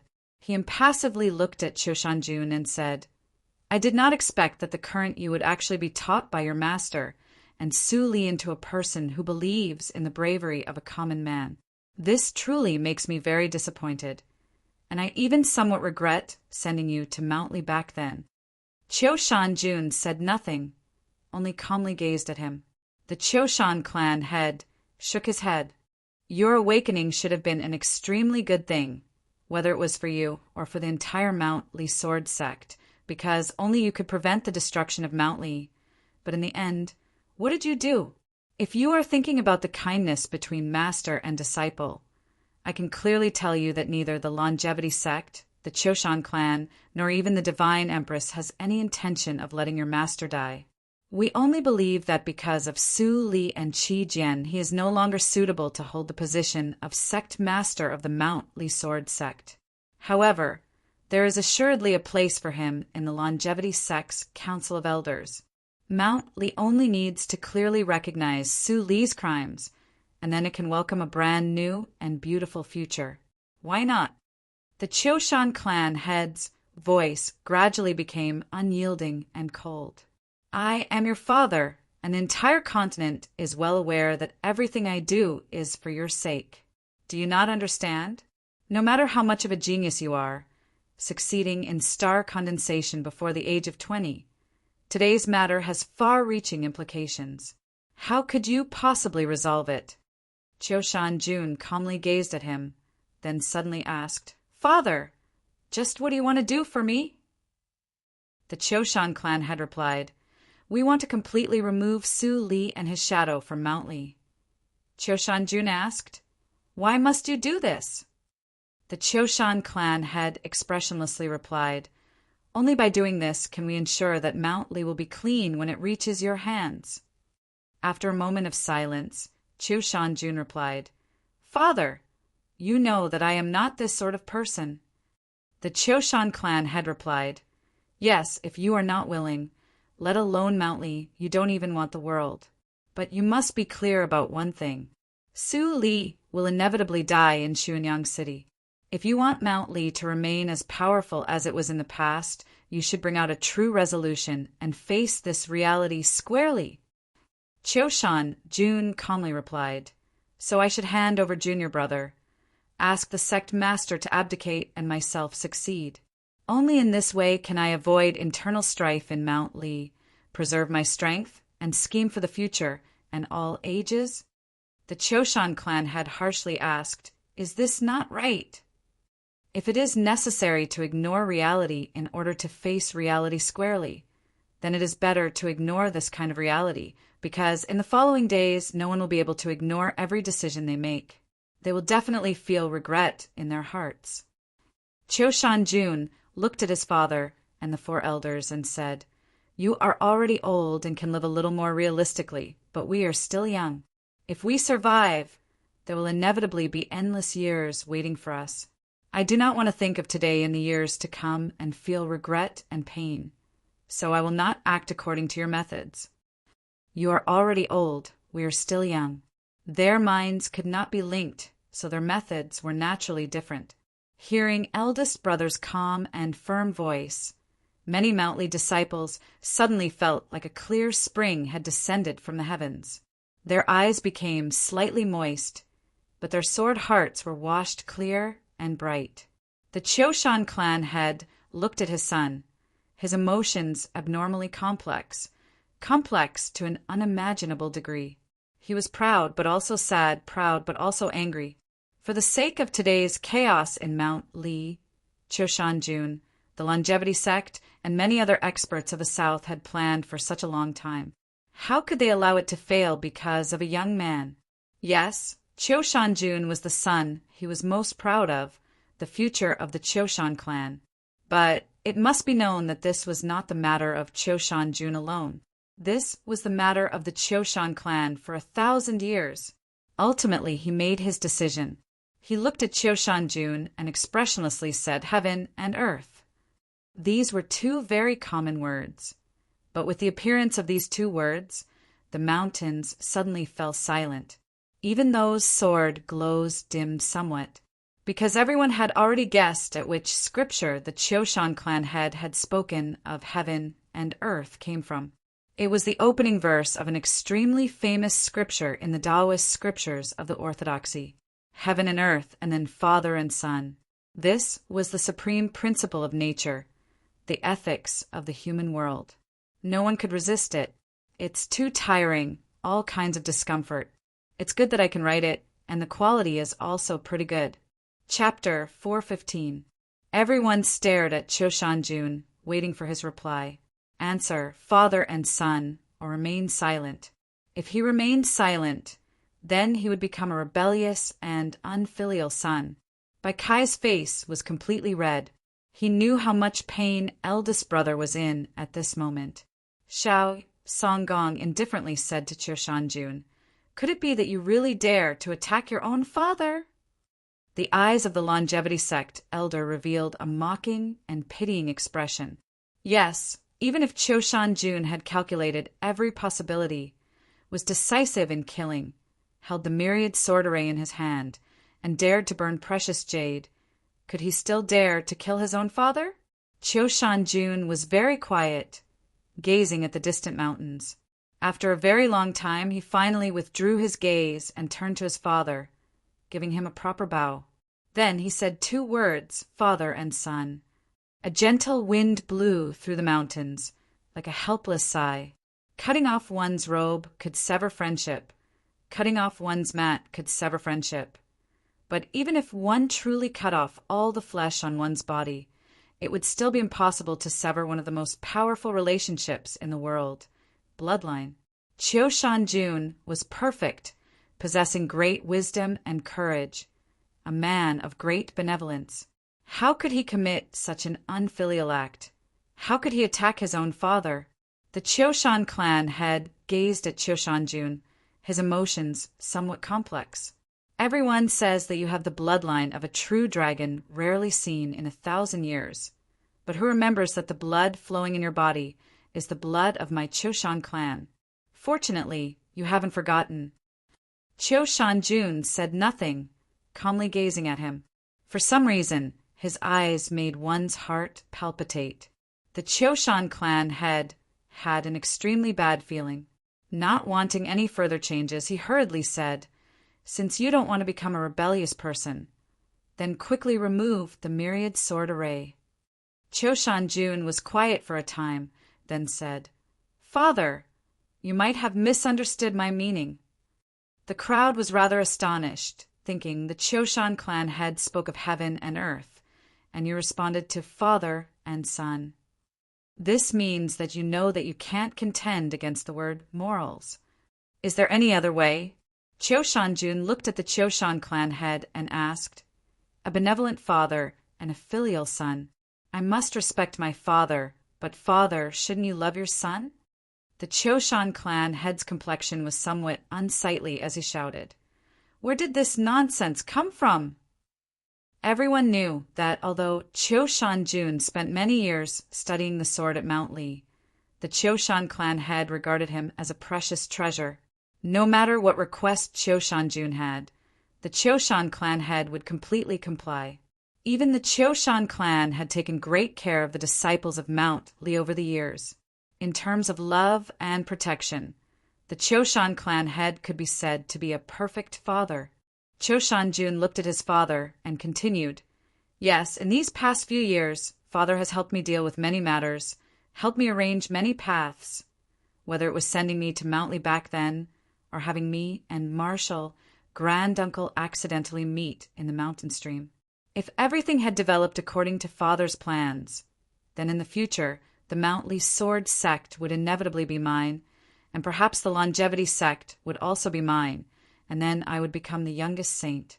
If I could marry Junior's sister, Sue, then we would probably become the new generation of the White Emperor couple, and after the confluence of the North and South, perhaps would also be ours.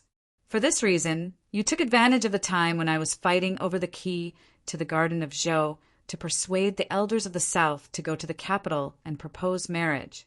You clearly knew that Junior's sister, Sue, was not ready to marry me. And even more excessive was that you used some unknown method to persuade the Holy Maiden to transfer Junior's sister, Sue, away from South Stream Temple. Yes, Father has already done many things for me, so how could this not be love? After hearing this long speech, the summit of Mountly fell silent once more. Qiu Shanjun's words were very unyielding, very direct, very bright, but what he said was the complete opposite. The Qiu clan head's complexion became even more unsightly. Just what do you want to say? Qiu Shanjun replied, What I want to say is, Father, the more you love me and the more you pay for me, the less likely it is for you to succeed today. On the contrary, I want to thank Father for coming to Mountly today and assisting me in quelling this rebellion, because from now on, perhaps Father should act according to my plans. The Qiu clan head was so angry that his entire body trembled. He yelled, Unfilial son, don't tell me you really dare to attack me. Your son does not dare, Qiu Shanjun calmly replied, then unsheathed the inverse scale sword from its sheath. A bright sword glow illuminated the summit, as if a true dragon had peeked its head out of the clouds, sprinkling down a sheet of light. The Qiu clan had suddenly guessed at something. His expression abruptly changed as he shouted in a trembling voice, Quickly stop him! Take his sword! Hearing this shout, the expression of the Qiu clan guardian suddenly turned cold, and the qi he exuded suddenly rose to an extremely terrifying level. At this moment, everyone finally confirmed that this guardian of unfathomable cultivation was truly incomparably powerful. As long as he was given time, he really might be able to break through the remnants of the myriad sword array. Bai Kai and the other Mountly disciples did not know what their eldest brother intended to do next. Upon hearing the Qiu clan head's words, they subconsciously gripped their swords and moved forward, spreading out in front of the dwelling. Sword glows were everywhere. The Mountly disciples laid down a sword array, protecting Qiu Shanjun behind them. The Qiu clan guardian was unable to stop Qiu Shanjun. It was not because the Mountly disciples had hastily laid down a sword array, nor was it because the myriad sword array in front of the dwelling was still in operation. It was only because Qiu Shanjun was too fast. Before Qiu Shanjun attacked, it seemed like he had not gone through any sort of thought, no consideration of benefit, no cry of the sword heart. It was like seeing a child playing at the edge of a well and almost falling in, so he would naturally extend his hand to grab it. This sort of attack did not give off the impression of being too fast, but it was very decisive, very natural. How could anyone possibly stop it? There was a soft squelch. The inverse scale, sword, had pierced through his chest and then emerged. The blade of the sword was smeared with dark red blood. It was no longer as bright as before, but it was especially bright, like a newly sprouted wildflower. The summit of Mountly was deathly still. Everyone was stupefied. There was no sound at all, only the gentle caress of the mountain wind. Only now did the crowd understand the voice of the mountain wind. It was not a helpless sigh, but an endless exclamation of praise. Bai Kai yelled and rushed back to Qiu Shanjun's side, supporting him as he tottered about to fall. Qiu Shanjun's face was pale, but his expression was still calm. Blood had soaked half his body, and his sword was in it. His sword was very fast, very steady, and very accurate. It had pierced through his body, but it had not pierced his heart. His sword only needed to move a tiny bit more, and he would die. The Qiu clan had also finally understood. His face grew even paler than Qiu Shanjun's. For Qiu Shanjun, the Qiu clan had paid too much, Done too much, prepared for too long. If this was an investment, failure was not permitted, but if Cho-shan-jun died, everything would be for naught. If this was not an investment, but love, how could he bear to see his own son die? Heaven and earth, and then father and son. This was the supreme principle of nature, the ethics of the human world. No one could resist it. Yes, it was like this. But just because Cho-shan-jun had said the words father and son did not mean that he would be trapped by blood and affection. On the contrary, he wanted to use this to counterattack his father. Since the Cho-shan clan head could use his status as a father to ask him to give up something, then he could naturally use his son's life to ask him to give up something. The father was benevolent, the son was filial. The son was like his father. This was how it was. Panting. Chapter 4:16. The sunlight shone on the main peak of Mount Lee, piercing through those rainbow-like sword glows and falling on Cho-shan-jun's body. It illuminated his pale face, calm eyes, and blood-soaked body. Bright and beautiful, yet bloody, it was hair-raising. From beginning to end, no one spoke. The mountain was deathly still. At this moment, the only people with the right to speak were the father and son of the Cho-shan clan. Father, let's go home. We will resolve the matter of Mount Lee ourselves. Cho-shan-jun looked at his father and said. His voice was very steady, without the slightest tremble, but everyone could hear the pain in it. In order to save the human cultivators in the Garden of Zhou, he had slept for several dozen days before waking up. His injuries were far from completely healed, and now that he had been pierced through the chest by a sword, he was no longer able to support himself. If not for Bai Kai's support, he probably would have collapsed long ago. The Cho-shan clan head's gaze moved from the sword, piercing through his chest to his face. The disappointment in his eyes grew stronger and stronger, until it reached the extreme point of indifference, the extreme apathy. He looked at Cho-shan-jun and said, How much did the Cho-shan clan pay for you to allow you to obtain your current reputation? Yet in the end, you use your life to threaten the clan, even if the clan has to pay an incomparably painful price? Cho-shan-jun said nothing.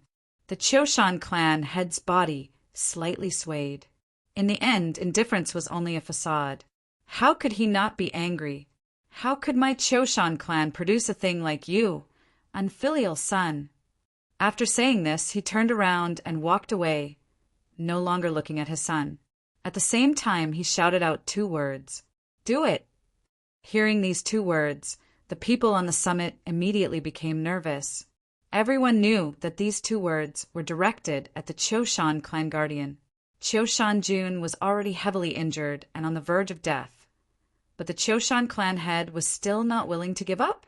The expressions of the 2 discipline hall elders subtly changed. They wanted to say something, but in the end they did not speak. Shao Songgong and the longevity sect's elder Jiang, on the other hand, appeared much more relaxed. Although Cho-shan-jun's choice had exceeded their expectations, as long as the Cho-shan clan still firmly stood on their side, at least the present situation was still under their control. That Cho-shan clan guardian with unfathomable strength had previously raised his cultivation to its peak in order to stop Cho-shan-jun from drawing his sword. Now, upon hearing the Cho-shan clan head's order, he simply did not need to adjust his breathing. Just as the words Cho-shan clan took the initiative were still echoing in everyone's ears, the Cho-shan clan's guardian had already made his move. His first move was the Autumn Mountain seal. In the south, there was Autumn Mountain, which fell on the plains like a great seal. Autumn Mountain seal was a type of palm technique, and when it was executed, it was able to attack dozens of enemies at the same time. If this palm technique was cultivated to the extreme, it would be like a mountain descending from the heavens, unceasingly crashing into the plains, and its might was incomparably enormous. This Cho-shan clan guardian was the only Cho-shan clan expert in the last 100 years who had cultivated the Cho-shan seal to its peak. The mountain winds howled as the Autumn Mountain seal broke through the clouds and descended. arriving in front of the dwelling on the main peak of Mount Lee. There was a loud bang.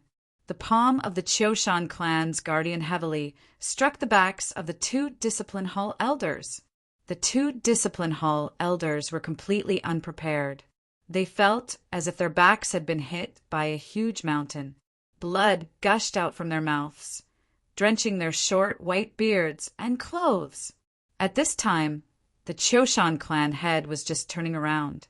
His right sleeve very casually rose, as if he wanted to sweep away the depression in his heart and the anger brought about by Choshan Jun's disobedience. No one noticed that his palm had extended out from the shadow of his sleeve. There was a light clap.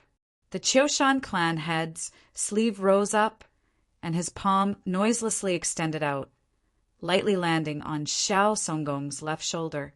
Xiao Songgong let out a furious and shocked howl, raising his sword to block. However, there was no time to block his sword. That powerful and extremely pure true essence directly shattered his shoulder. Then, like a flood, it rushed into his sea of consciousness. Only in the moment before he fainted did he realize that the Choshan clan head had actually attacked him. And this rumored, extremely ordinary man whose brilliance had been completely overshadowed by Choshan Jun actually possessed such terrifying strength. The mountain winds were torn to shreds by the violent clash of chi, howling without end. The two Discipline Hall elders sat cross-legged on the ground, constantly vomiting blood. Only by relying on their profound strength did they barely manage to survive. Xiao Songgong was even more miserable. His shoulder was already a bloody pulp, and he had fallen into the arms of a disciple. It was unknown whether he was dead or alive. The sound of the wind gradually died down, leaving the scene in a deathly stillness. No one could understand what had happened. No one could understand why the Choshan clan head and that guardian would suddenly attack 3 Mount Lee elders.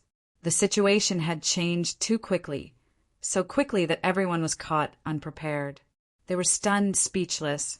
The Choshan clan head took out a handkerchief from his sleeve and wiped away the blood of Xiao Songgong on his hand. His expression was very calm. The longevity sect's elder Jiang stared at him and asked in a trembling voice, "You have gone mad." The Choshan clan had looked at him and said, "Elder, why don't you follow me down the mountain?" Elder Jiang had no idea what was going on. He was furious and confused, and upon hearing these words, he was prepared to harshly continue questioning when he suddenly came to his senses. No matter what the Choshan clan head wanted to do, the 3 Mount Lee elders had already fallen to their sneak attack. If he wanted to do anything, perhaps he would be attacked in the next moment. Just like many of the experts of the South, Elder Jiang's impression of the Choshan clan head was very ordinary. In private, he would even occasionally ridicule him. He thought to himself, if not for Choshan Jun, who would care about such an incompetent person? But now he understood. There was no way this person was an incompetent person. Although he still did not understand why the Choshan clan would suddenly rise in revolt, he could at least clearly see just how powerful the Choshan clan head was. It must be known that even if it was a sneak attack, to be able to so casually cripple Elder Xiao Songgong with a single palm, there are not many people on the continent that possess this kind of strength. Moreover, the Choshan clan head had a guardian with an equally unfathomable cultivation at his side. Elder Jiang understood these matters. Without another word, he walked down the mountain path. In the space of a few breaths, he had disappeared from the winding mountain path of Mount Lee, walking without the slightest hesitation. The peak was currently in chaos. Those Mount Lee disciples that had followed Xiao Songgong's 3 elders into the main peak were furious that their teacher had been heavily injured in a sneak attack, but even more of them were perplexed and helpless. We should also go. The Choshan clan head did not pay any attention to those Mount Lee disciples that were glaring at him in grief and indignation, and calmly said. The Choshan clan guardian walked to his side, took the blood-stained handkerchief he handed over, stuffed it into his sleeve, and then walked down the mountain together. In this entire process, the Choshan clan head did not turn around to glance at Choshan Jun, not even when he was leaving. A cool breeze lingered, and his figure had already disappeared. On the stone plateau of Mount Li's main peak, only a few bloodstains remained. Qiushan Jun gazed in the direction of the mountain path in silence. With regards to the Qiushan clan, ever since he was very young, there were some things that he could not understand. That old guardian was actually his third granduncle. The great clans had always respected strength. He had never understood why his third granduncle, who had cultivated to the peak of star condensation, had not become the Qiushan clan head. On the contrary, it was his father, who was very ordinary in every aspect, who had become the Qiushan clan head. He had originally believed that this had something to do with his true dragon bloodline. But just now, when he saw his father move, when he saw his third granduncle respectfully and silently take that blood-stained handkerchief from his father's hands, he finally truly understood. Only he still could not understand why his father had done this in the end. An extremely luxurious carriage traveled from the base of Mount Li to Qiushan. The carriage was pulled by dragon-blooded horses. The carriage was accompanied by flood dragon blood wine, and the floor was paved with a carpet woven from demon rabbits. The people sitting in the carriage were naturally the Qiushan clan head and that guardian. Now it seems that the scheme to seize the Mount Li sword sect was still a little too hasty. The losses this time will be rather large. The Qiushan clan had looked through the carriage window at the faintly discernible Mount Li in the clouds. It was as if the person who had launched a sneak attack on Xiao Songgong was not him, nor was the person who had caused this matter to end without any cause. The guardian smiled. I wonder what Elder Jiang will say when he returns to the longevity sect. The Qiushan clan head revealed a mocking smile. 10 some years ago, after Sir Su's massacre, the longevity sect was already crippled. No matter what he says, would the longevity sect still dare to declare war against my Qiushan? The guardian's expression turned grave. But the Empress, how will we explain this to her side? The Qiushan clan head's eyebrows perked up. The Empress is benevolent. She can't possibly force me to kill my own son. Yes, that's my son. I'm not as formidable as the Empress. He was not willing to think about this matter. He sighed. After the Garden of Zhou, my son has once again improved. He can actually think of such a ruthless method. To use one's own life to threaten one's own father, no matter how one looked at it. This matter was very ruthless. Just like how the Qiushan clan had at the very beginning prepared to use the position of father and son to pressure Qiushan Jun, it was also very ruthless. It was just that the son was even more ruthless than the father. He's even more ruthless than me. So I can't force him to help me. So I naturally have no choice but to help him. I just don't know when Qiushan will be able to understand this point. There's no need to understand. Just do it. Just like how ruthless he is. This is a necessary temperament for those who accomplish great things, even though this inevitably reveals a rather unpleasant fact to me. What fact? I love him more than he loves me. After saying this, the Qiushan clan head fell silent, then he smiled and shook his head. But isn't it always like this between father and son? Chapter 417. In truth, there are times when even I don't understand why I could give birth to such an outstanding child as Qiushan. The Qiushan clan head gazed out the window at that lingering Mount Li and said, just like how the entire continent doesn't understand how that idiotic fool Su Shiji could actually give birth to Su Yurong. After saying this, he paused, then added in a more serious tone, of course, Su Shiji is inferior to me. The Qiushan clan guardian knew what he was talking about. He smiled and nodded his head. He is far inferior to clan head. The Qiushan clan head's eyebrows flew up. How was he like the decisive hero who had just killed on the main peak? Instead, he was a simple and proud father. Ever since my son's bloodline awakened, I have always been cultivating and studying with all my might. There is nothing I haven't learned, all because I wanted to catch up to his footsteps and not be a burden to him. Now it seems that I have barely managed to do it. The Choshan clan guardian's smile was very sincere, even filled with admiration. The Choshan clan head had originally been the most famous, hedonistic son of the South. So just like how Choshan Jun had never understood since he was a child, when the Choshan clan ancestor decided to hand over the entire clan to the current Choshan clan head, he also could not understand. It must be known that at the time he was already an upper-level star condensation expert of the South, and in terms of seniority, he was the ancestor's uncle. No matter how one looked at it, he should have been the one in charge of the Choshan clan. Later on, when Choshan Jun was born and his true dragon bloodline awakened, he believed that this was where the ancestor's decision had come from, so he was no longer indignant. He still looked down on the clan head, thinking that this person was just a piece of trash that only knew how to succeed. But now he no longer thought this way, because no one could have expected that after Choshan Jun's bloodline awakened, the Choshan clan head would suddenly become a different person. From then on, he would no longer womanize outside, break willows and whip horses, and instead began to diligently study and cultivate. The Choshan clan head was now a middle-aged man.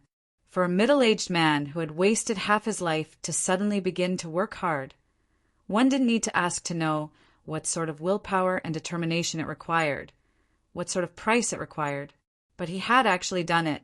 In these 10-some years, Choshan Jun had gone from babbling to learning how to speak to the radiant sword of Mount Lee, and he had also silently cultivated from the initial level of ethereal opening to the upper level of star condensation. Although it seemed inferior, it was actually much more difficult. What was the reason that allowed him to do such an incredible thing? Just like he said, he didn't have Choshan Jun's bloodline talent, so he couldn't keep up with his son's footsteps. But he hoped that he could be as strong as possible. At least he wouldn't be a burden to his son. I hope that Choshan can understand your painstaking efforts as soon as possible, the consecrator said sincerely as he looked at Choshan by the window. The Choshan clan head calmly replied, "Even if he never finds out, so what?" The consecrator said, "But today's matter will still have an impact." Choshan gazed out the window at the famed mountains of the south. After a very long period of silence, he finally said, "Correct. Today's trip to Mount Lee truly did run into many problems, because I didn't think that Choshan was actually this sort of child." The consecrator was also silent for a while before asking, "Patriarch, what did you think at first?" This truly was a matter that he and even all the trusted aides of the Choshan clan were curious about. This was because in the past few years, the Choshan clan had secretly done many things for Choshan Jun, and it seemed as if Choshan Jun himself was unaware of these things. I originally believed that, since he was my son, he would definitely be a person very similar to me. From another perspective, I originally believed that it was impossible for there to be a person as perfect as my son in this world, so his perfection was definitely fake. A mysterious smile appeared on the Choshan clan head's face. So I thought my son was a hypocrite, so I secretly did many things. It wouldn't be too much to say that I wouldn't commit any crime. It was all for the sake of laying a good foundation for him, matching his reputation in the world. I was just waiting for the day when he finally appeared in front of tens of thousands of people and revealed his true ambitions. Like that marriage proposal in the capital? Correct. I thought that since he wanted to marry Suyurong, he also didn't want to bear the infamy of coercion, so he deliberately calculated the time and fought with the demons over the key to the garden of Zhou. I was his father, so of course I had to help him settle this matter. The Choshan clan head continued. Another example is this time. I thought that he was pretending to be injured so that he could stay out of this matter, and at the same time, give my Choshan clan an opportunity to rise in revolt. His plan could be said to be perfect, but who would have thought that I was wrong? I thought that my son was a hypocrite. I didn't think that he was actually a true hero. He looked out the window at Mount Lee and smiled. But what father doesn't wish for their son to be a true hero? It's just that heroes die easily, so I, as his father, could only continue to commit any crime, continue to play the role of a hypocrite, in order to ensure that this hero of mine could live. In the future, when the entire world knows of my evil deeds, and he needs to place righteousness before family, I will die at his hands. You see, this is such a perfect story. After hearing these words, the guardian's heart was filled with endless sorrow. He thought to himself, the clan head truly is the world's most extraordinary father. His love for Choshan-jun is so selfless and selfish, so intense that it makes people feel somewhat fearful. Anyone who blocks Choshan-jun's path to the most resplendent river of stars will be eliminated by the clan head. And everyone knew that on this continent, the only youth that could barely be mentioned in the same breath as Choshan-jun was called Chen Chongqing. The guardian began to sympathize with Chen Chongqing's miserable future. Of course, the prerequisite was that the young principal of the Orthodox Academy could leave Xuanyang City alive. If the storms of the 8 directions move, Su Li will undoubtedly die, but Chen Chongqing will definitely live. The Qiushan clan head calmly said. That youth's background is too deep, his origins somewhat mysterious. Not even Holy Maiden Peak has been able to completely investigate it. The Divine Empress still hasn't spoken, Zhou Tong still hasn't moved, so I naturally won't be the first to move. Mount Li was an extraordinary place. Liang Xiaoxiao had used his own death to kill people, while his eldest brother Choshan-jun had used his own life to save people. This sort of person would not die so easily. Chen Chongqing was the same, because he had always been saving people. The rain in Xuanyang City was cold. Perhaps because of this, his face was rather pale. His drenched clothes were riddled with sword holes, but not much blood could be seen, because it had been washed away by the rain. Lu Qing had an ordinary and unremarkable face, an ordinary and unremarkable sword, and the sword techniques he used seemed ordinary and unremarkable. Yet he possessed an unimaginable upper-level star condensation, cultivation. This was the world's third-ranked assassin. Every strike of his was as cold as ice. Even though Chen Chongqing had been bathed in dragon blood, he still could not block that cold sword. In a very short amount of time, he used the Yesher step to display the final move of the Mount Li sword style, continuously blocking 6 of Lu Qing's strikes. At the same time, 6 bloody holes appeared on his body. The sword did not stab deeply, but it was very painful.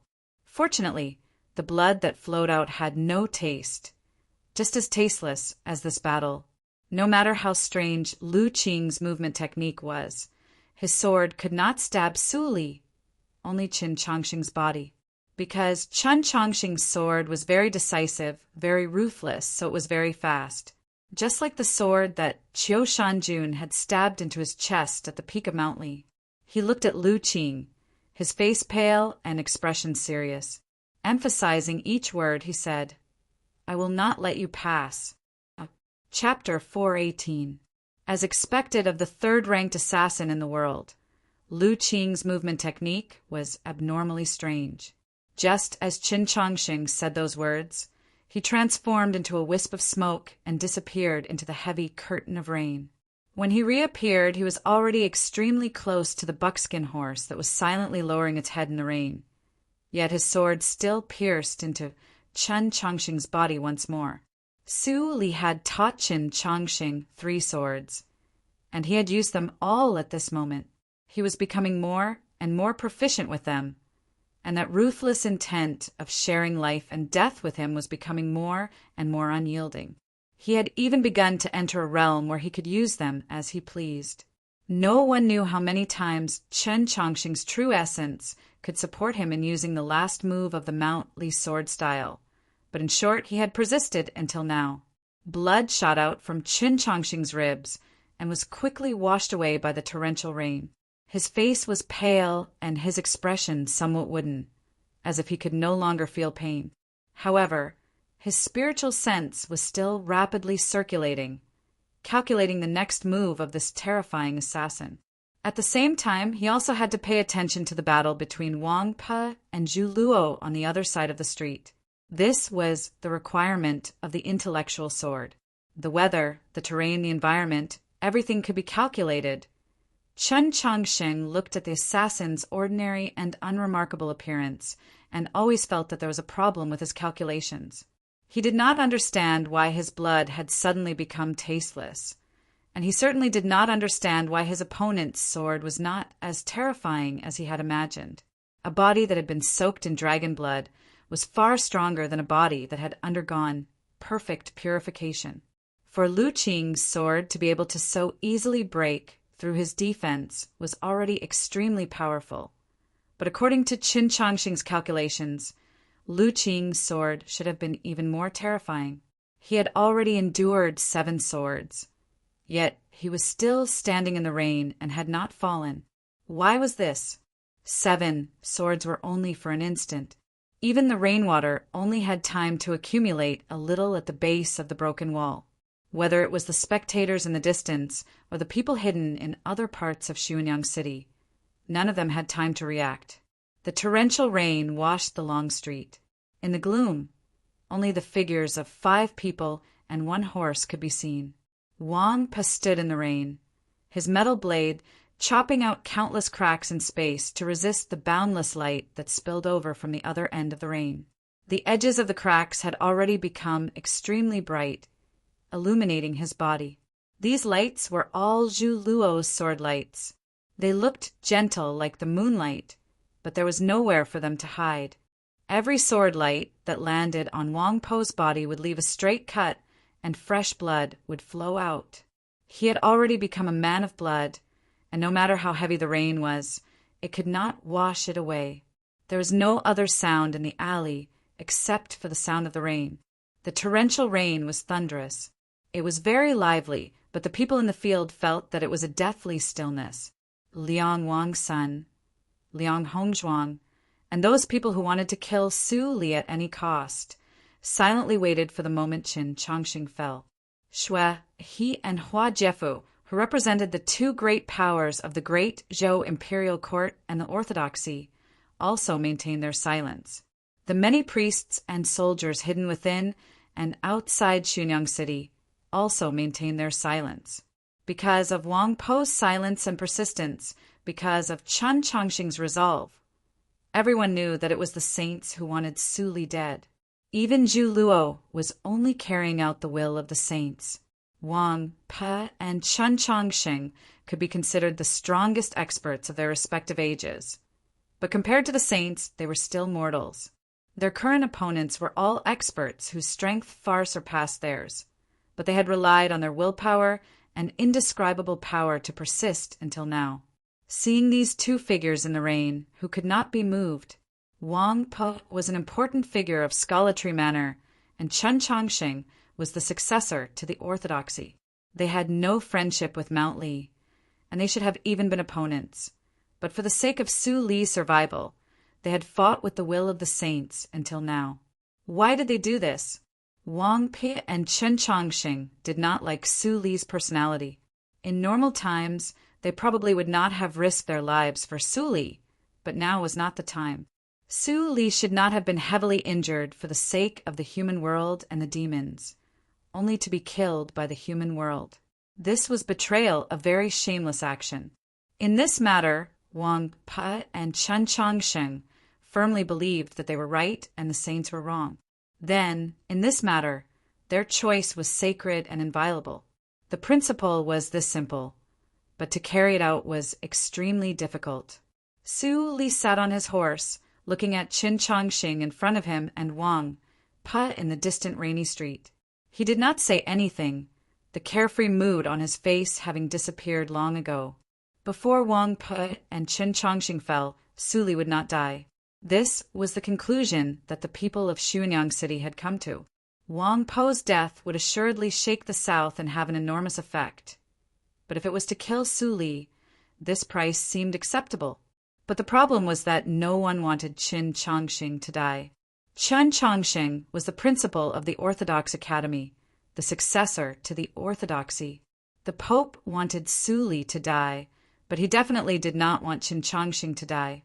However, the Pope in the distantly palace would probably never have imagined that Qin Changxing would actually offer up his life for the Li Palace's strongest opponent. From Shui, he to Liang Hongzhuang, from Xiaozhang to Liang Wangsun, from the military stronghold to Xuanyang City, Qin Changxing had fought all the way. Although he had seen life and death several times, he had never faced the absolute threat of death precisely because of this factor. But now it was different. Lu Qing was an assassin. Although he also did not want Qin Changxing to die at his hands, he had been paid. Killing Su Li was his mission. Just like all the people who valued money, like Zhixiu, these people all placed great importance on completing their missions. This point was even higher than their own lives, and naturally it was also higher than the lives of others. In the first 7 strikes, Lu Qing had tried not to kill Qin Changxing, but he realized that if he did not kill Qin Changxing, he truly had no way of killing Su Li, so he would just kill. Lu Qing expressionlessly stared at Qin Changxing and once again thrust his sword out. But this time, his sword was not thrust at Su Li, but directly at Qin Changxing. An upper-level star condensation assassin was very rare, and the sure kill strike of this sort of assassin was terrifying. Before Qin Changxing could even endure it, he felt a smear of night assaulting his face, as if it wanted to obliterate all light. Qin Changxing knew that he was about to die. He had lived day and night with the shadow of death for several years, so he was most sensitive to death. But at this moment he did not care much, or perhaps it was better to say that he did not have the time to care. No one could change this matter. The still heavily injured Su Li could not, nor could the already bloodied Wang Pa, bitterly enduring in the torrential rain. Hua Jiefu and the priests naturally wanted to stop Lu Qing's strike, but they only had time to cry out in alarm. Right now, there was only one person in Xuanyang City that could stop Qin Changxing's death. Zhu Luo. He was a legend that had stepped into the divine domain. Although his sword glow had been blocked by Wang Pei on the other side of the street, as long as he was willing to pay a sufficient price, he could still think of a way to get to the other end of the street. Suddenly, a crack appeared in the rain clouds in the sky, and a bright light suddenly appeared. A demon moon seemed to appear in the rain on the street. It seemed illusory, but it also seemed real. The metal blade was incomparably stable in the rain. Zhu Luo was still on the other side, but a middle-aged man with long hair draped over his shoulders suddenly appeared in front of Su Li. It was a mystical existence that was almost like a clone. Moon in the water was a kind of movement technique. It could even be considered a kind of divine technique. At the most crucial moment, one of the strongest experts of the continent had finally used his most powerful technique. He grabbed Qin Changxing and threw him to the side of the street, leaving Su Li to Lu Qing. It had been such a simple appearance, such a simple toss, such a simple pass. Zhu Luo had solved all the problems. He would let Qin Changxing live. He would let Su Li die. Moreover, the one who had killed Su Li was an assassin. It had nothing to do with him. Even if he was Zhu Luo, having his hands stained with the blood of the junior martial uncle of Mount Li was still troublesome. As expected of the storms of the 8 directions, the storm enveloped Xuanyang. As it turned out, from start to finish, the entire situation had been under his control. Qin Changxing simply had no ability to avoid Zhu Luo's hand. He watched as Lu Qing's sword swept past his body, stabbing at Su Li. He knew that there was nothing he could do. He was somewhat despairing and then exhausted. But just at this moment, he suddenly realized that someone was laughing. No, to be more precise, 2 people were laughing. The first to laugh was Lu Qing, his laughter somewhat strange. The next to laugh was Su Li. His laughter was somewhat sorrowful, his emotions complex. Why were the 2 laughing? Just who was in control of the situation? When Lu Qing's sword did not stab into Su Li's body, but into Zhu Luo's phantom, everything was finally answered. It is inconvenient to continue using the name of the previous chapter, so it was changed to this. Chapter 419.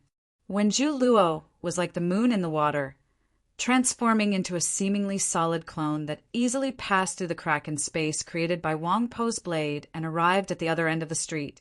If he had directly attacked Su Li, perhaps Su Li would have died in the next moment, or perhaps he would have ignored Chen Changsheng, who was about to be stabbed to death. Nothing else would have happened. But Zhu Luo did not do that. This was not a mistake.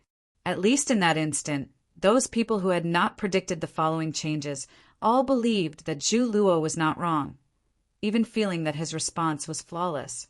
They sighed with emotion that the strongest expert of the human world had always been in control of the situation, and so they all thought of that beautiful phrase, "The storm envelopes Xuanyang." Even Zhu Luo himself believed that his response was perfect. Su Li would die, but he would not personally kill him. The Zhu clan of Tianliang County would be able to avoid many troubles in the future, and he would not leave a dishonorable mark in the annals of history. Even if he did leave a mark, it would be a little fainter. At the same time, he did not forget the request of the Li Palace, allowing Chen Changxing to live. The storm invaded the city. The moon hid behind it. The moon and the water split into two, the illusory and real corresponding. His main body and his clone had almost the same battle prowess, and he was multitasking. Like a god, he used the simplest method to solve the most complicated problem. The scene at the time was truly very beautiful, and the conclusion of this matter should have been perfect. There was no reason for this legendary human expert not to be confident, but he had forgotten one very important thing. Confidence often meant underestimating the enemy. Moreover, it was not until the final moment that he realized who his true enemy was. The cold sword stabbed into Zhu Luo's illusory body. Chen Changsheng had previously felt that this sword was not as frightening as he imagined it to be, but only now did he realize that his opponent had always been holding back. This sword was truly very frightening, so frightening that even a person like Zhu Luo could not avoid it. There was a light squelch.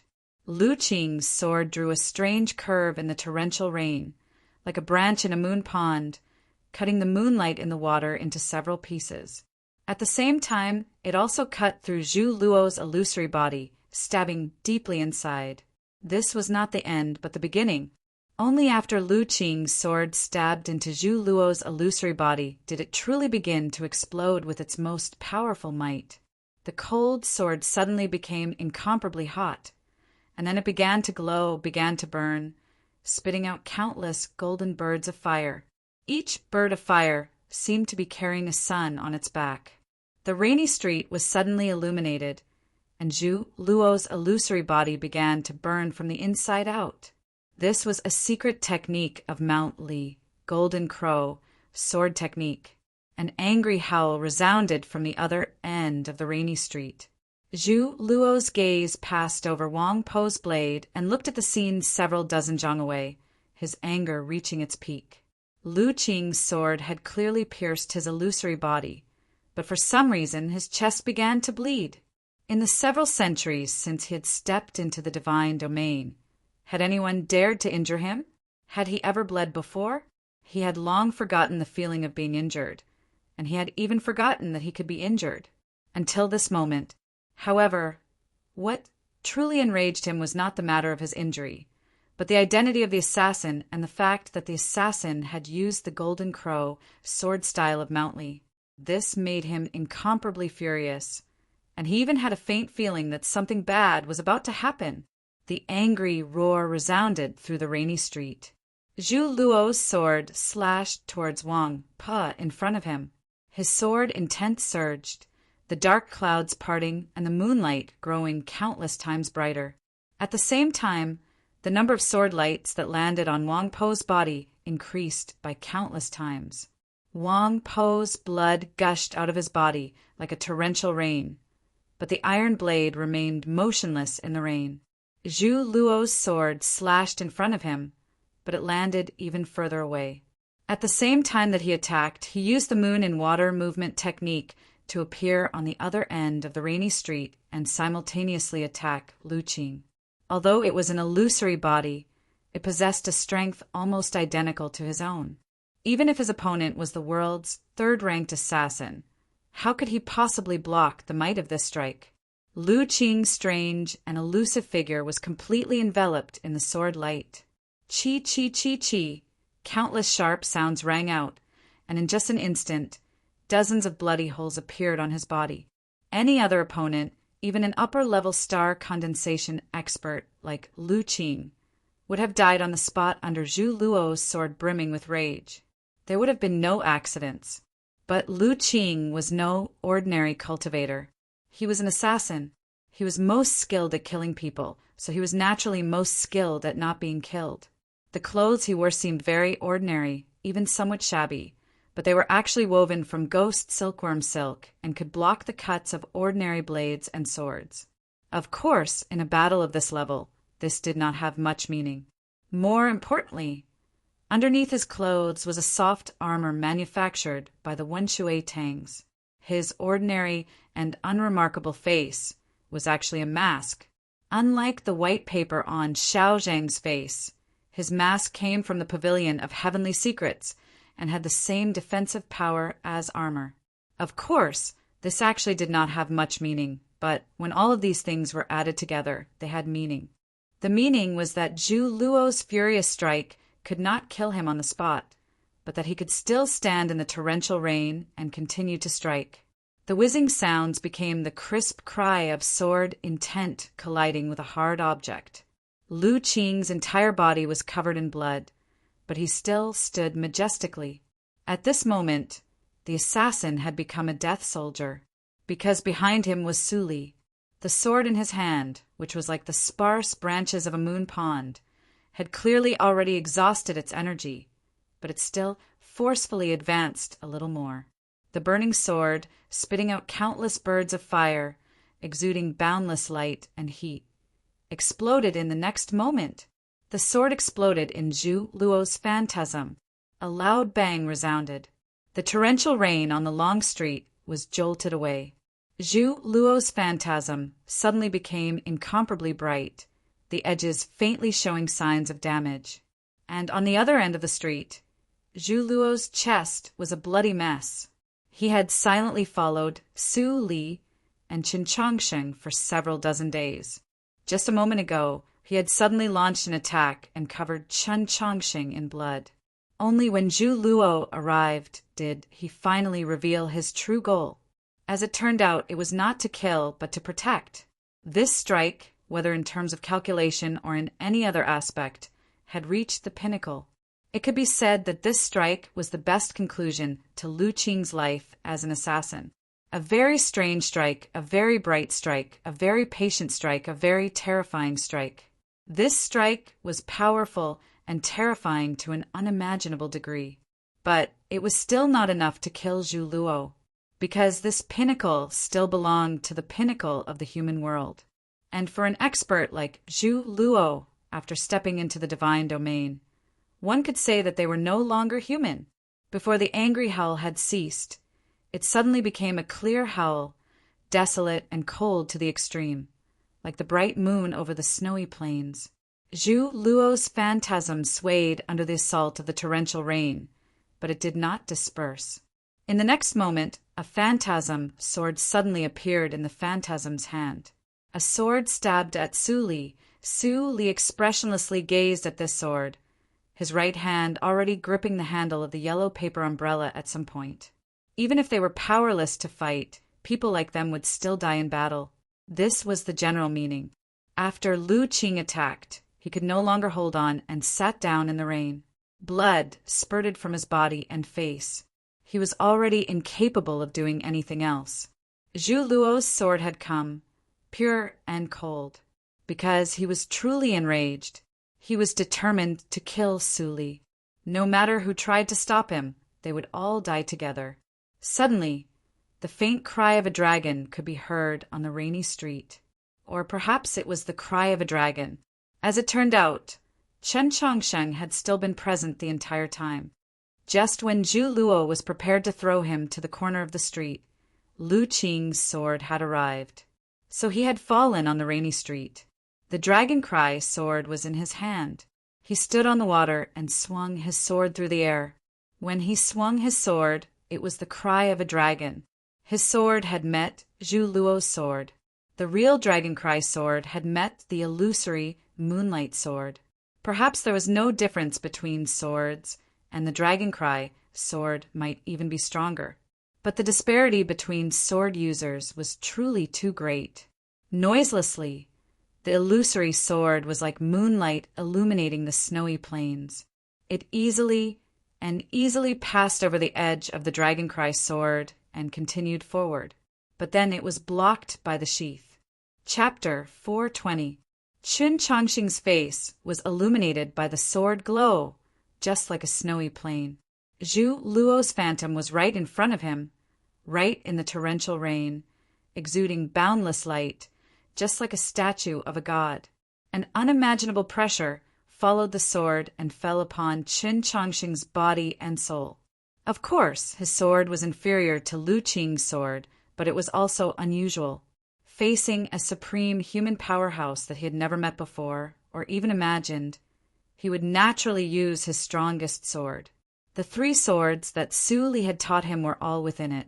The stupid sword helped him stand firm in front of this divine pressure. The intellectual sword helped him determine the trajectory of this sword in the torrential rain. It must be known that this sword belonged to the divine domain and was formless and traceless. At Wang Pe and Lu Qing's level, they might just barely be able to understand it.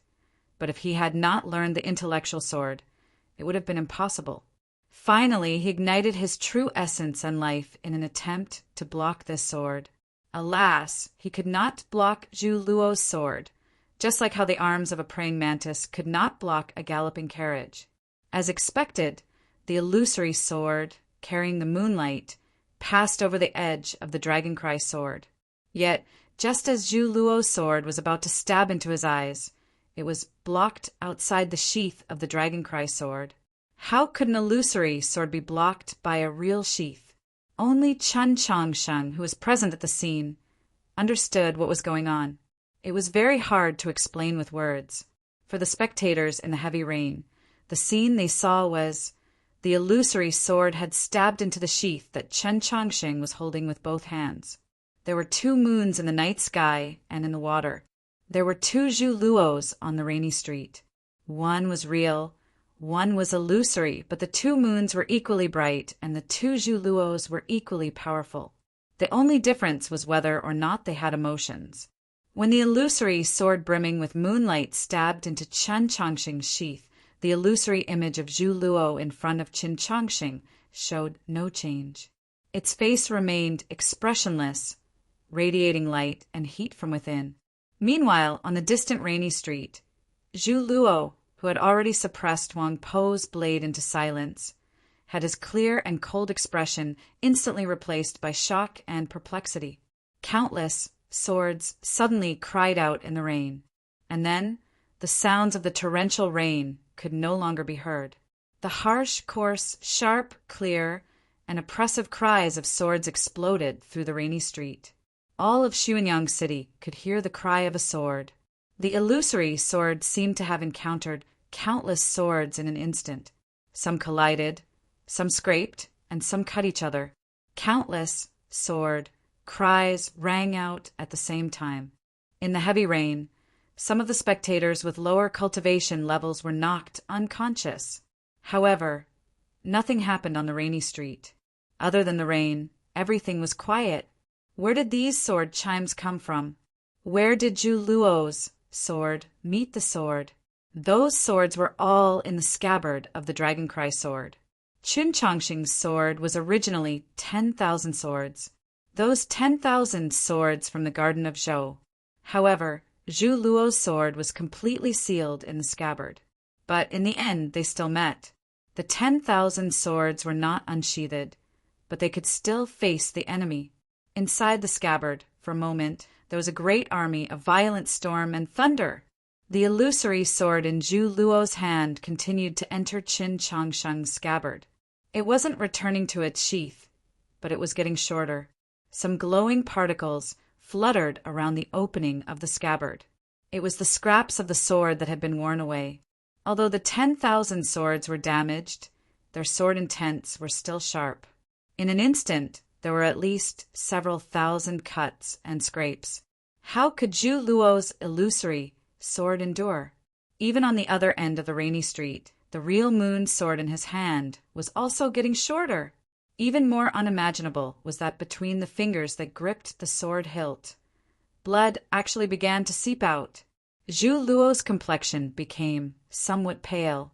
In those eyes that had always been indifferent and emotionless like a god, a slightly perplexed expression appeared once more, and then it rapidly transformed into a flood of rage.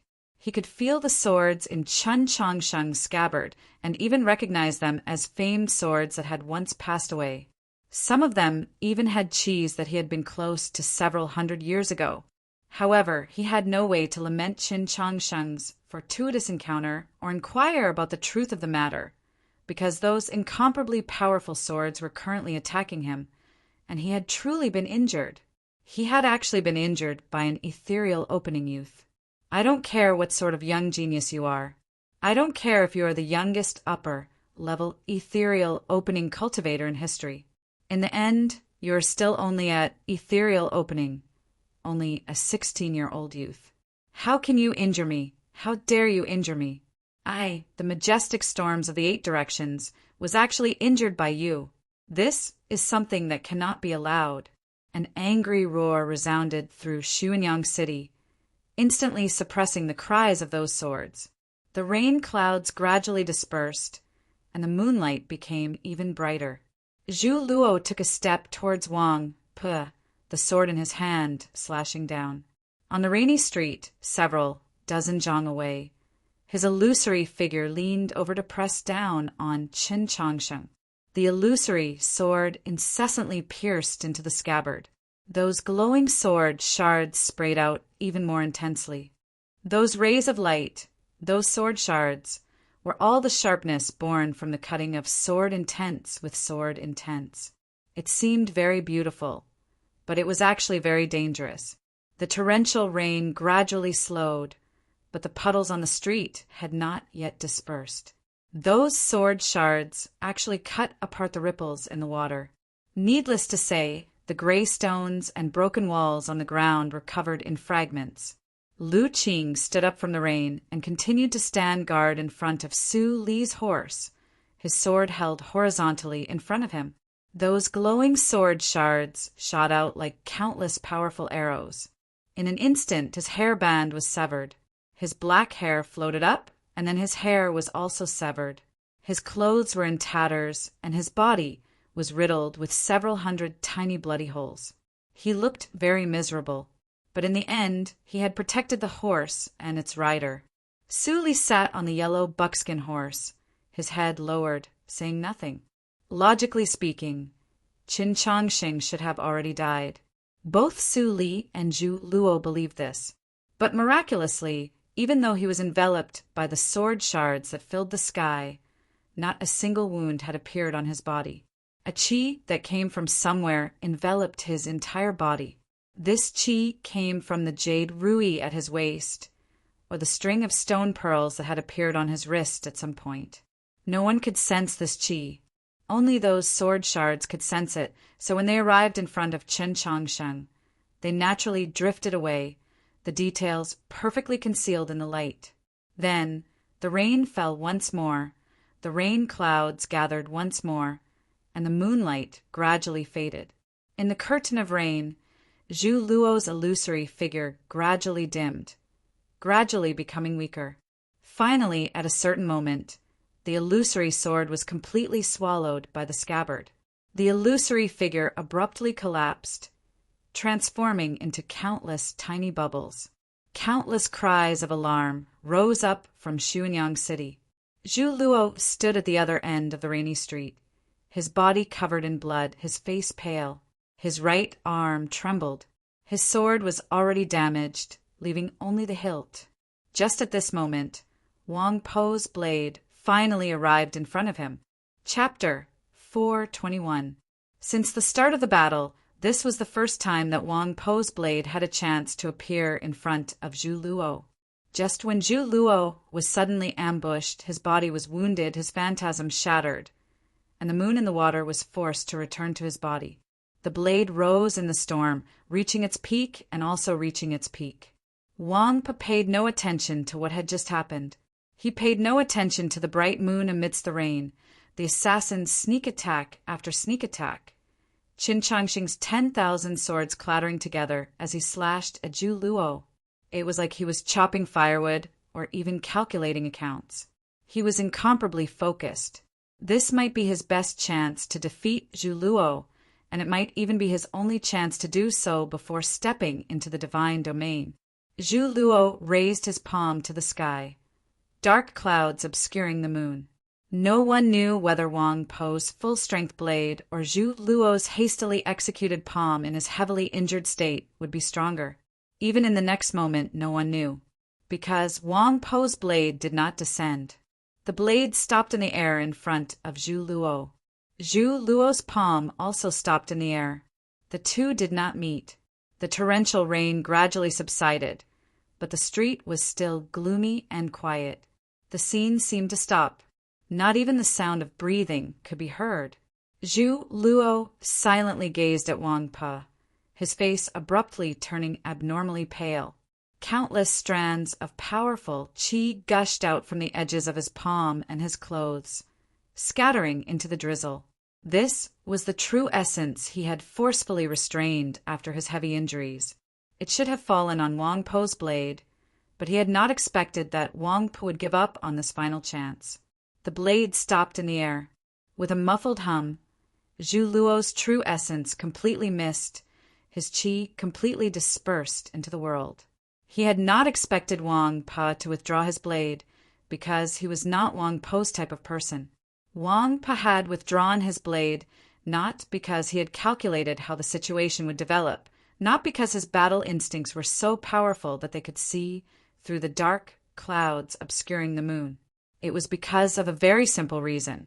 Zhu Luo was injured, so he did not want to take advantage of him. He did not care about the best opportunity. He believed that as long as he could survive, there would be a day when he would step into the divine domain and then openly defeat Zhu Luo and the other experts of the divine domain. Thus, Wang Po withdrew his blade. Thus, Zhu Luo suffered heavy injuries, even more serious than the injuries that Lu Qing and Qin Changxing had inflicted on him. Blood seeped out from the corner of his mouth and flowed out from his body faster and faster. Many of the things that happened in this world were illogical, but when he thought about it carefully, it made sense. The drizzle was light, and the long street was still quiet. Whether it was the people in the arena or the spectators in the distance, none of them spoke. Looking at Zhu Luo, who was covered in blood, it was hard for anyone to speak. It had already been several hundred years. Who had ever seen a mighty figure like the storms of the 8 directions lose to someone else? Who had ever seen a peerless expert like Zhu Luo in such a sorry state, suffering such heavy injuries? Zhu Luo lowered his head, his long, wet hair draped over his shoulders. He looked at the sword in his hand. Only the hilt was left. The moonlight sword was made of steel and mithril. It was incomparably hard, but now it had become dust in the cracks of the wall and the ground. He raised his head and looked at Qin Changxing, who was on the other side of the drizzle, and said, "Innate sword heart?" Upon hearing this, the spectators who were previously shocked by the sound of tens of thousands of swords were even more shocked. Zhu Luo then turned to Wang Pa and said, "Admiration." In the entire continent, there were no more than 5 people who could make him say the word of admiration. But he had said it to Wang Pa, because Wang Pa had displayed a formidable will and a battle strength that far exceeded his age, and because Wang Po's blade, which had not yet descended, was far more powerful than the blade that had descended.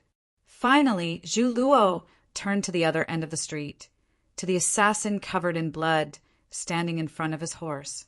Today, in Xuanyang City, the 3 people guarding Su Li were all heroes. In terms of the damage they had dealt to Zhu Luo, Qin Changxing took about 20%, Wang Po's blade that did not fall accounted for 50%, and the assassin called Lu Qing accounted for 30%. In this entire battle, Wang Po was the foundation. Qin Changxing was the unexpected hand at the end, and Lu Qing was the most crucial game-breaker. Assassins killed, so they naturally did not build. In the annals of history, they had always played the role of game-breaker. The spectators in the distance followed Zhu Luo's gaze to look at the assassin. When they thought about how the two sudden changes in the battle had been caused by this person, they were all very shocked. They thought to themselves, just what is going on? Who is this assassin who could cultivate to the upper level of star condensation and still be willing to walk in the dark and play the role of an assassin? And which assassin could actually calculate all the details of the battle and successfully destroy Zhu Luo's control over Xunyang City? Zhu Luo was too confident, or perhaps because Wangpa was too strong and could not hold back, but he did not mind casually killing Wangpa in Xunyang City. This could even avoid a few future problems, but he would not let Qin Changsheng die. This assassin had calculated this point, so he had launched a sneak attack in the rain, his sword dripping with blood, causing Qin Changsheng to be surrounded by perils. The Zhu clan was one of the great clans of Tianliang County, with many clansmen. Even if Zhu Luo was not worried about the vengeance of the Mount Li sword sect or the enmity of the Southerners, he still had to consider the descendants of his clan. Moreover, he still had to consider his reputation, so he did not want to personally kill Su Li. As a result, he had chosen to use the moon in the water to go to the other end of the rain and capture Qin Changsheng. Zhu Luo believed that he had used the simplest method to create the most perfect situation, leaving behind a chance for the assassin to kill Su Li. However, he had not imagined that this chance had originally been created for him by this assassin. This was not an opportunity for the assassin to kill Su Li, but an opportunity to kill him. The hearts of people, love and hate, advantages and disadvantages, noble clans, reputation, sacredness. Everything was within the calculations of the assassin. Qin Changsheng stood in front of the assassin and very naturally recalled the words that Su Li had taught him on the road. If the world really did have an intellectual sword, then this was the true intellectual sword, right? Zhu Luo's cold voice rang out in the chilly rain. Lu Qing, you actually dare to attack this old man? The crowd let out an irrepressible cry of alarm. Some of the people that had been prepared to take advantage of the rain to continue their assault on Su Li subconsciously stopped. There were not many people that knew the name Lu Qing, but those that did all understood what this extremely ordinary name represented. Lu Qing was the terrifying assassin ranked third on the ranking of assassins of the world. After that unfathomable and incomparably sinister and terrifying chief assassin of the world disappeared, he could be said to be the most terrifying person on the continent. It turned out that this assassin was the legendary Lu Qing. No wonder he even dared to assassinate Zhu Luo. Zhu Luo looked at Lu Qing and said, "Do you really think that there's no one in the world that can dig out your background? You actually dared to reveal your background, so don't blame this old man for sending people to Mount Li to dig 3 feet into the ground." Lu Qing's mask was already in tatters. Bits of skin and clotted blood drooped everywhere, making him seem abnormally terrifying. He looked at Zhu Luo and said, "I'm not a person of Mount Li, so how did you find me on Mount Li?" Chapter 4:22. Hearing Zhu Luo's words, Qin Changsheng subconsciously turned his head to look at Su Li and the assassin called Lu Qing. After leaving the military stronghold on the border and meeting outside the forest, he was keenly aware that this terrifying assassin ranked third in the world had always been following him. Su Li in secret. This made him very uneasy, and the mental pressure was enormous. There were even times when he felt like he could not endure it any longer. Only at that moment, when he saw the smiles on the faces of Su Li and this assassin in the rain, and then saw the assassin's sword pierce through Zhu Luo's illusion like a branch piercing through the moon in a pond, did he realize to his shock that this assassin had followed him and Su Li for so many days without attacking. It was not because of a terrifying forbearance and patience, nor was it because he was searching for a better opportunity to attack. Rather, it was because he had always been protecting Su Li, waiting for the most dangerous moment to appear. Lu Qing actually knew the sword of the Golden Crow. It must be known that the Sword of the Golden Crow was a secret technique created by Su Li himself. From this, it could be seen that the relationship between him and Su Li was inevitably extremely close. In this way, tonight in Xuanyang City truly was a trap. However, this was not a trap of the great Zhou imperial court and the orthodoxy, but a trap of Mount Li, a trap of Su Li and that assassin. This was Chen Changsheng's current thought, the same as Zhu Luo and the others in the drizzle. But Lu Qing did not admit it, even though his golden crow sword was so dazzling, and there were still burning embers dancing in the rain. He knew the sword of Mount Li, but he was not a person of Mount Li. Chen Changsheng didn't know why, but this unconvincing excuse made Chen Changsheng believe him. Zhu Luo naturally wouldn't believe it. He had his own judgment, but he didn't have the time or the need to find out the truth behind this matter. Zhu Luo gazed at Su Li, his expression cold and detached, but the moonlight in his eyes seemed about to ignite.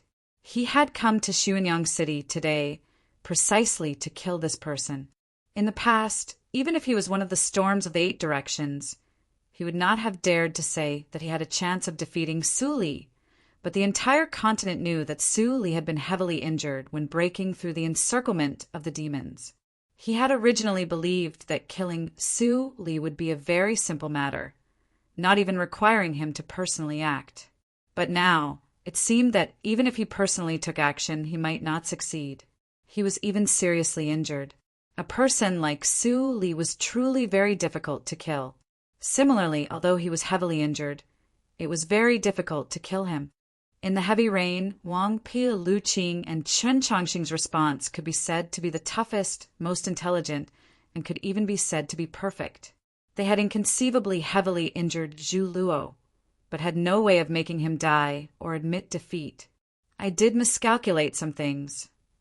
Separated by the countless fine curtains woven from the drizzle, Zhu Luo looked at Su Li and said, "Everyone knows that you seem to be carefree and casual, playing around with the world, but in reality, you are proud and aloof, with no friends in the world, and it is impossible for Mount Li to send anyone to help you. But I didn't think that there would actually be someone willing to help a cold-blooded person like you." These words were naturally referring to Wang, Pe, Chen Changsheng, and Lu Qing, especially the first two. Whether it was in terms of temperament or anything else, they were extremely different from Su Li. Their way of doing things and the goodwill they maintained towards the world were what Su Li had always despised and ridiculed the most. However, Chen Changsheng did not abandon him, and Wang Pa traveled 1,000 li just to help him. It was as if they wanted to tell Su Li, this lonely star that had killed countless people, that this world was not always ice cold and that there were always some people that were worth trusting. But you should be very clear that they can't save you. Zhu Luo glanced at the yellow paper umbrella in Su Li's hand and continued, "It's impossible for you to survive today. Your struggles are futile, only delaying for time." Su Li calmly looked at him, not saying anything. It was unknown whether it was because of disdain or some other reason. You delayed until Wang Pa unsheathed his blade, delayed until that assassin unsheathed his sword, but so what? Zhu Luo pointed at the surrounding city that was as dark as night and the wilderness further away, saying, "Look at this world. There's only a fool, a young man, and a ghost that can't see the light in front of you, but we're the whole world." As he said these words, the soles of his shoes gradually left the water and his body floated into the rainy sky. His long hair danced in the wind and a tyrannical qi enveloped all of Xuanyang City. Blood flowed from his chest and the space between his thumb and forefinger, falling to the ground 10-odd zhang away with a light pitter-patter. The drizzle finally stopped and the clouds split apart once more, revealing a sky that might or might not be real, but it seemed to have a moon. Countless soared intense descended like moonlight. The moonlight rippled like water and flowed on the street. Countless bottomless cracks appeared on the hard surface of the street. These were all sword slashes. This was the result of an expert of the divine domain releasing his qi with all his strength. Zhu Luo was determined to use his most powerful attack. Wang Pa suddenly said, "Senior, you don't even mind paying 200 years of your lifespan?" Zhu Luo was already heavily injured.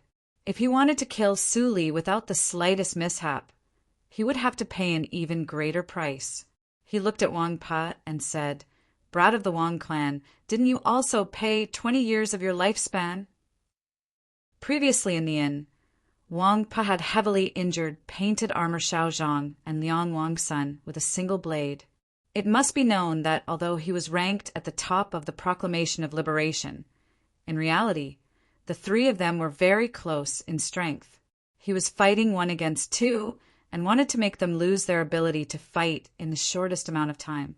Naturally, he had to use an extremely powerful secret technique that could even damage himself. For Wang Pa to do this, he had paid a great price. At the time, Xiao Zhang and Liang Wang's son had been extremely shocked. Now that he had asked Zhu Luo had returned the question to him. Wang Po's eyebrows had been washed by the rain, making them even fainter and droopier. His clothes had been soaked by the rain, making him look even more wretched. If he were an accountant, the master he worked for would definitely have already gone bankrupt. But his words were still calm and forceful. "I am still young, but senior, you are already old." Time was both the fairest and the most unfair. Age was Wang Po's greatest advantage over Zhu Luo. Su Li, who had remained silent all this time, suddenly began to laugh. His laughter contained boundless joy. Then he said to Wang Pa, "Those old things can only die of old age. They cannot be defeated. There's no need for you to advise him." Wang Pa understood, as did the people on the rainy street. If Zhu Luo retreated tonight, how could he maintain his divine status on the continent? How could he still consider himself one of the storms of the 8 directions? Since he was one of the storms of the 8 directions, he could not be defeated. He could only win, even if he had to pay 200 years. Su Li's laughter reverberated through the quiet Xuanyang city, brimming with ridicule at the so-called prestige and the continuation of the clan. Zhu Luo suddenly turned to the night sky, a mocking smile appearing on his lips. Su Li's smile suddenly vanished. Zhu Luo looked at him and mocked. "Have you never thought that since we've decided to kill you, could it be that only one old thing like me will come? You've stalled for time, and in the end, you've still dragged yourself into the abyss. Do you regret it?" The rain in Xuanyang City had already stopped, and the clouds in the sky had gradually dispersed. However, it was still gloomy and gloomy. Half of the sky seemed to have a moon, faintly discernible in the clouds. In the other half of the sky, countless bright stars suddenly appeared. Qin Chongqing did not know what had happened. Gazing at that starry sky, he realized that his fated star was not among them. He vaguely understood that those stars were actually all illusions. Who had come? Who could actually make the world give birth to such a strange phenomenon? Wang Po's expression became abnormally solemn. Lu Qing stood in front of Su Li's horse, his head lowered, blood dripping from his face. It was hard to tell what he was thinking. Whispers could be heard from the distant streets, occasionally interspersed with a few cries of surprise. Even Liang Wang's son and Shui he had rather strange expressions. They had not expected that such a large contingent would appear tonight. Hua Jiefu's complexion paled slightly as he thought, what to do? A person had come to Xuanyang City. He had not yet appeared, but a sea of stars had appeared in the sky. A powerful spiritual sense gradually descended, and the puddles of water on the street were jolted into the air as if they were boiling. This person was called Guan Xinka. He lived by the sea or in the great western continent, gazing at the stars every night for more than 300 years. This person was very close to Zhu Luo and was known as the Peerless Star and Moon. Of course, he was also a member of the Storms of the 8 Directions. Xuanyang City was quiet. Wang turned to Qin Chongqing and said, "You should leave." Qin Chongqing's hand gripping his sword slightly trembled as he asked, What about you? Wang Po thought it over, then said, I want to try again. He knew that it was impossible, but he still wanted to do it. He knew that he was no match, but he still wanted to fight. Wang Po had been an accountant for the Winshui Tangs for 3 years, and he had not made a single mistake. He had always done what he said. He believed that Su Li should not have died tonight, so he would fight to the end. But he believed that there was no need for Chen Chongqing to stay here, because Chen Chongqing was only a youth.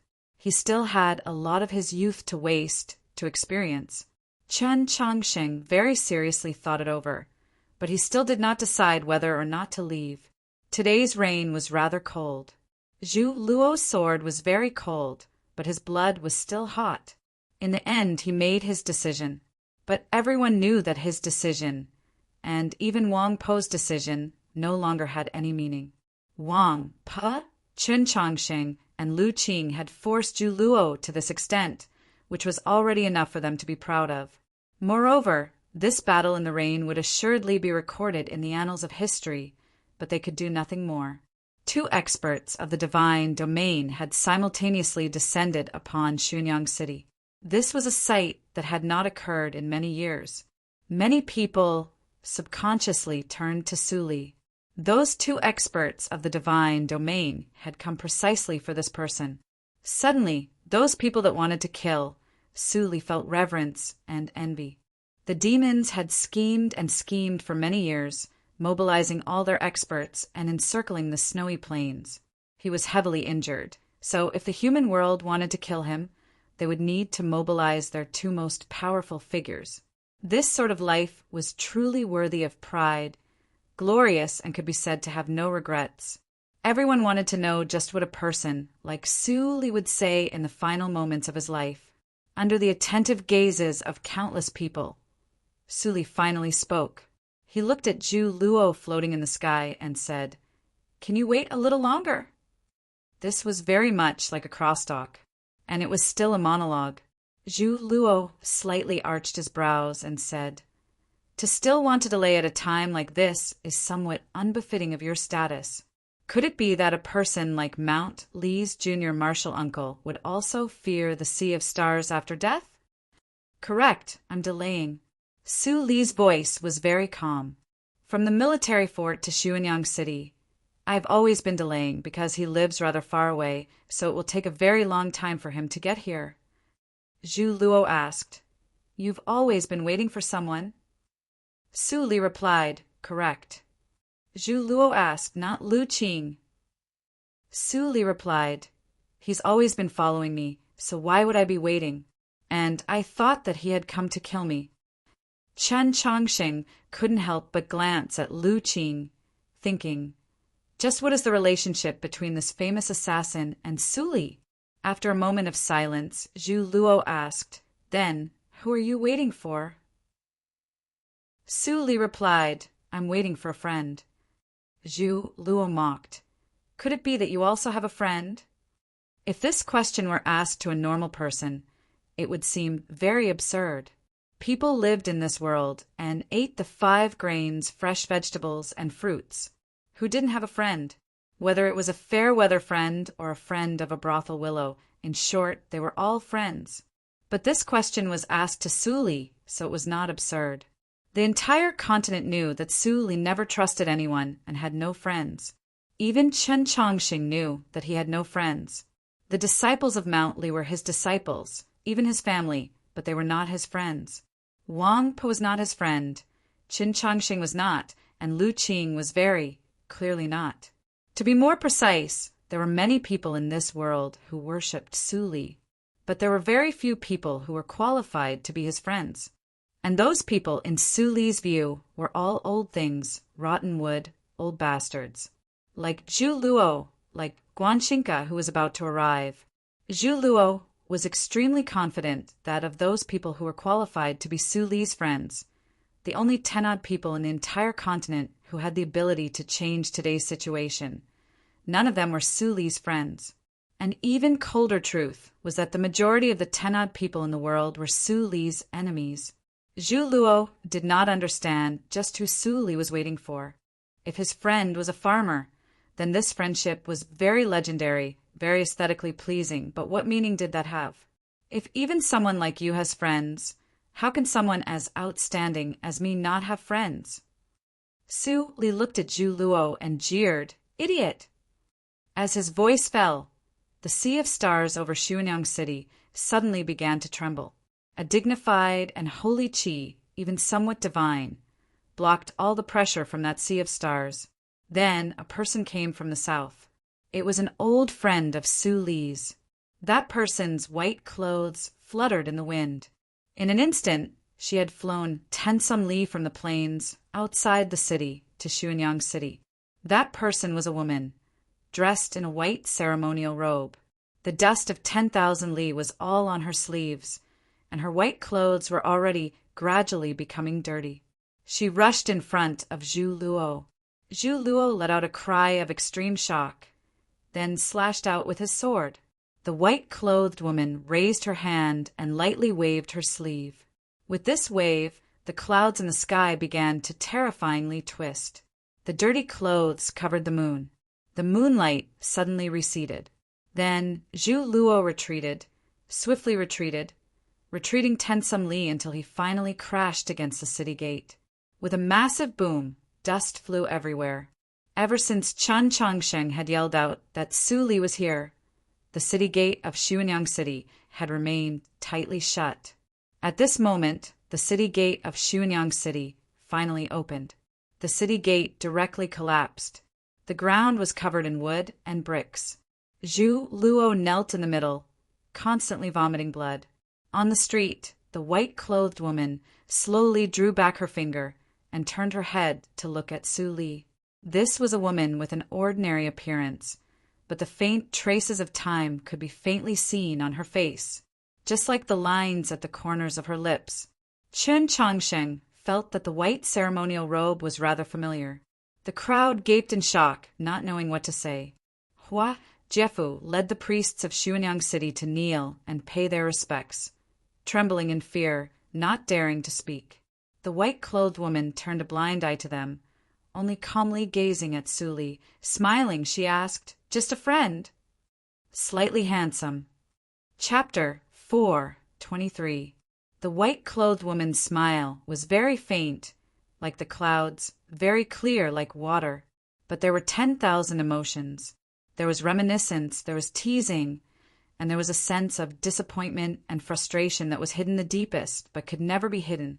To have a friend come from afar, it should have been a joyous occasion, much less to say that at the most dangerous moment, she was helping him take care of his most dangerous enemy. However, Su Li's expression was rather distressed.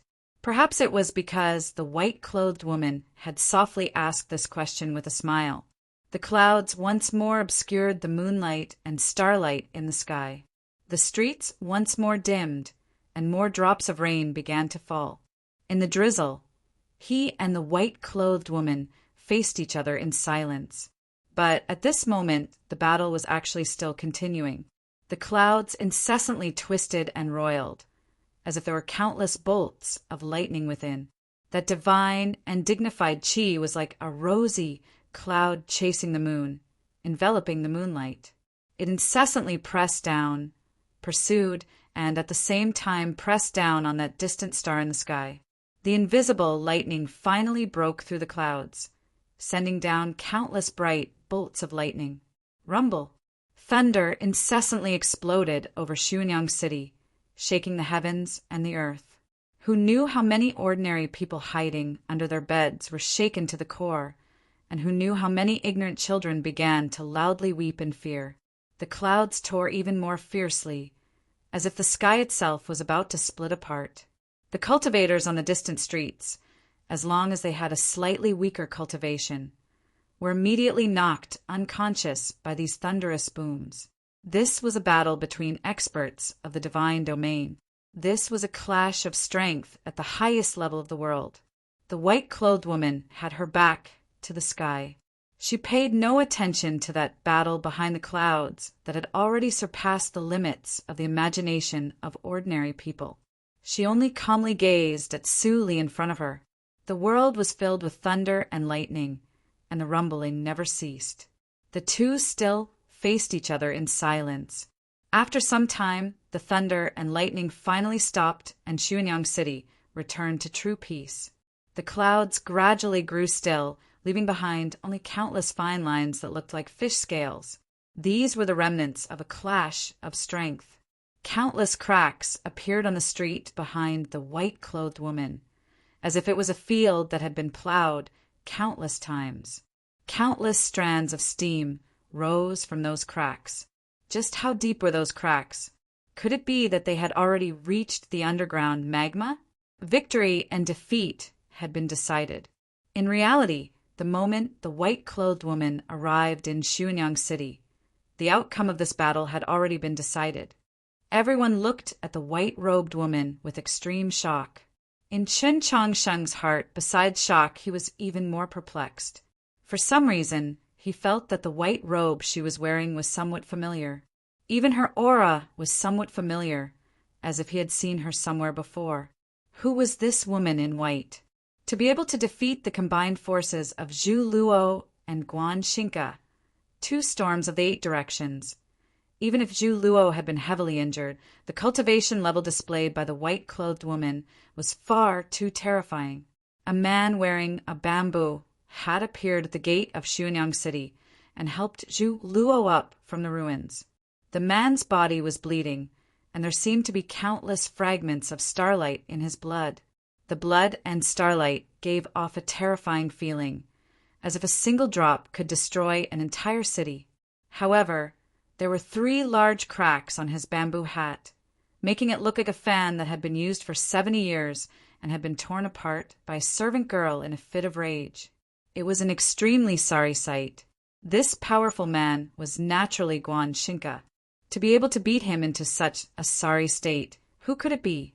He gazed at the street 10 some li away, his face pale, shocked and furious.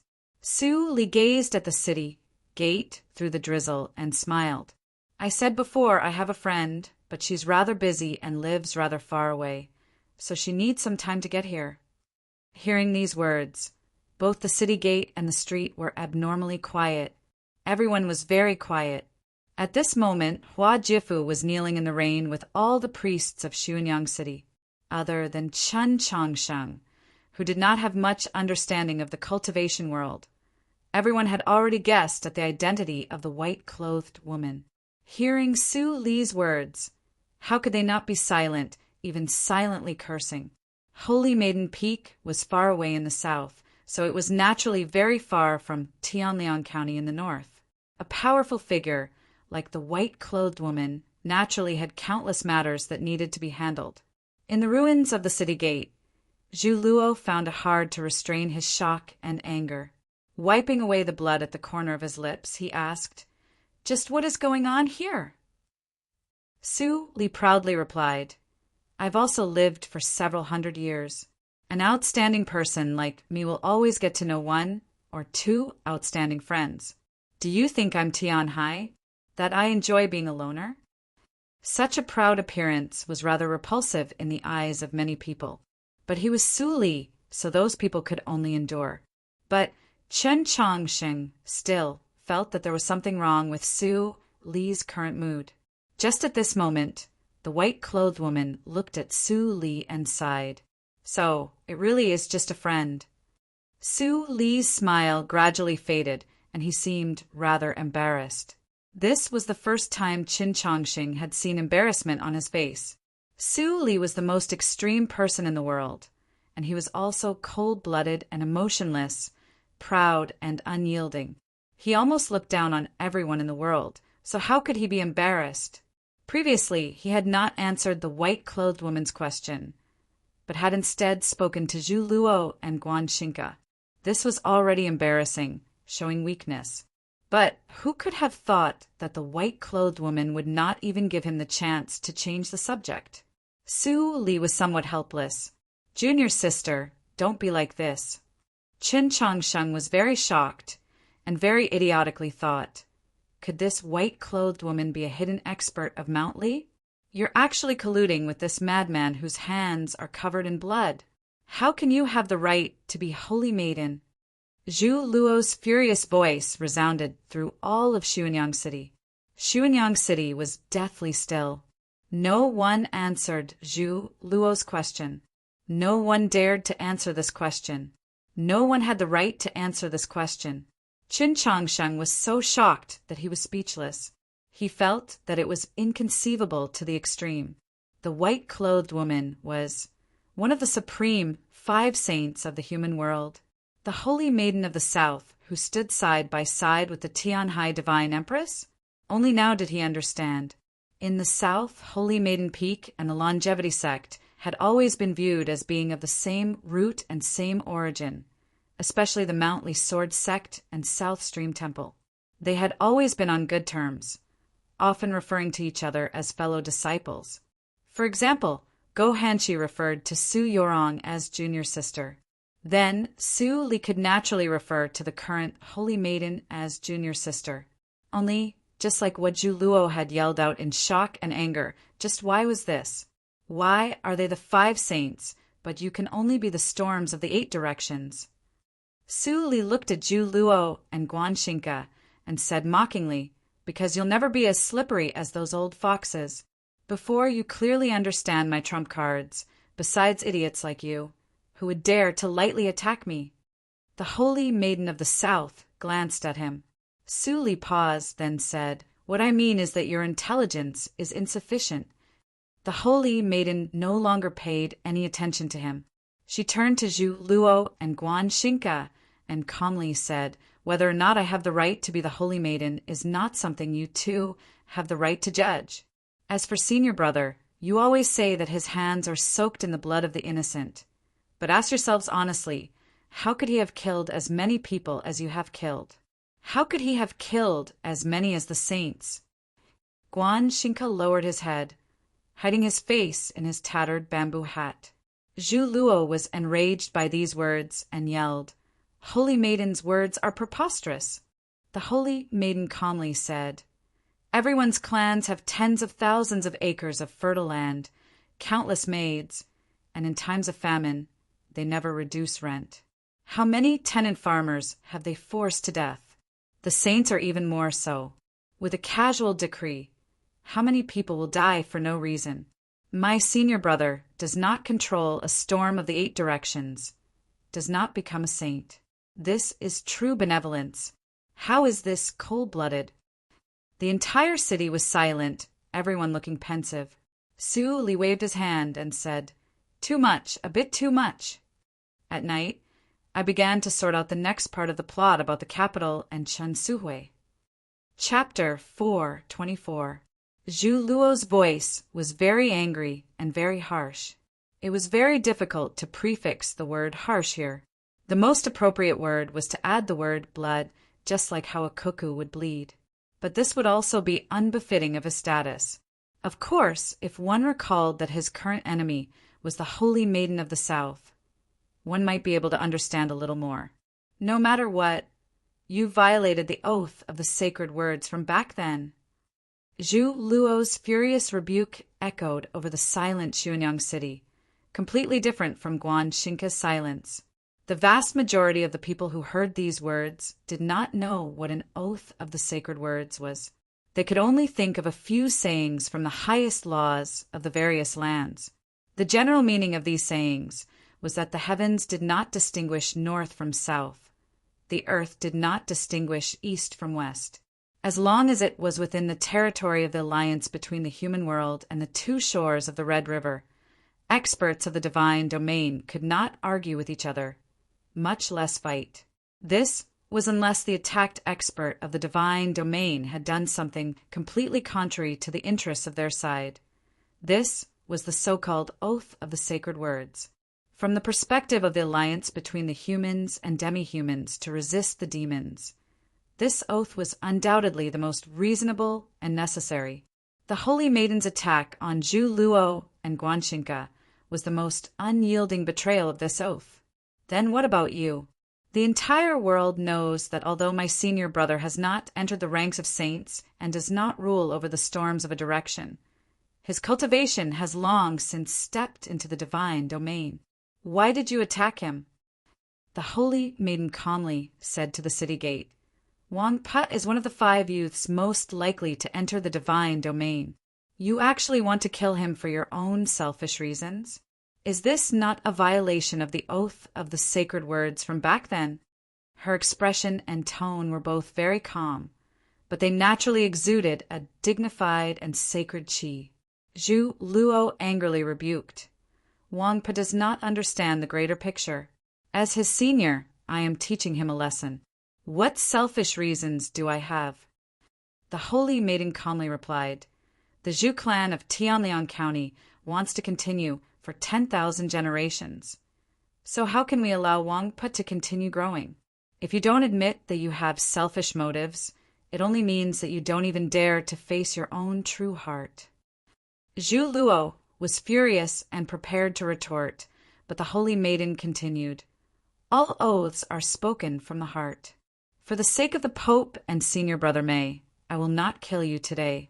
Go." These words made Zhu Luo's anger attack his heart, his injuries suddenly erupting, and his blood gushed out even faster. The always silent Guan Xingke, upon seeing this wretched sight, suddenly rolled his eyes at the dark clouds over Xuanyang City. Rolling his eyes wasn't disdain, it was contempt, it was anger. He glanced at the sky, and the low-hanging dark clouds suddenly showed signs of dispersing. He could even vaguely see the radiance of a few stars in the night sky several miles away. Starlight suddenly enveloped Xuanyang City and fell upon the wet streets. It was like the white frost of an autumn day, and a somber aura flourished.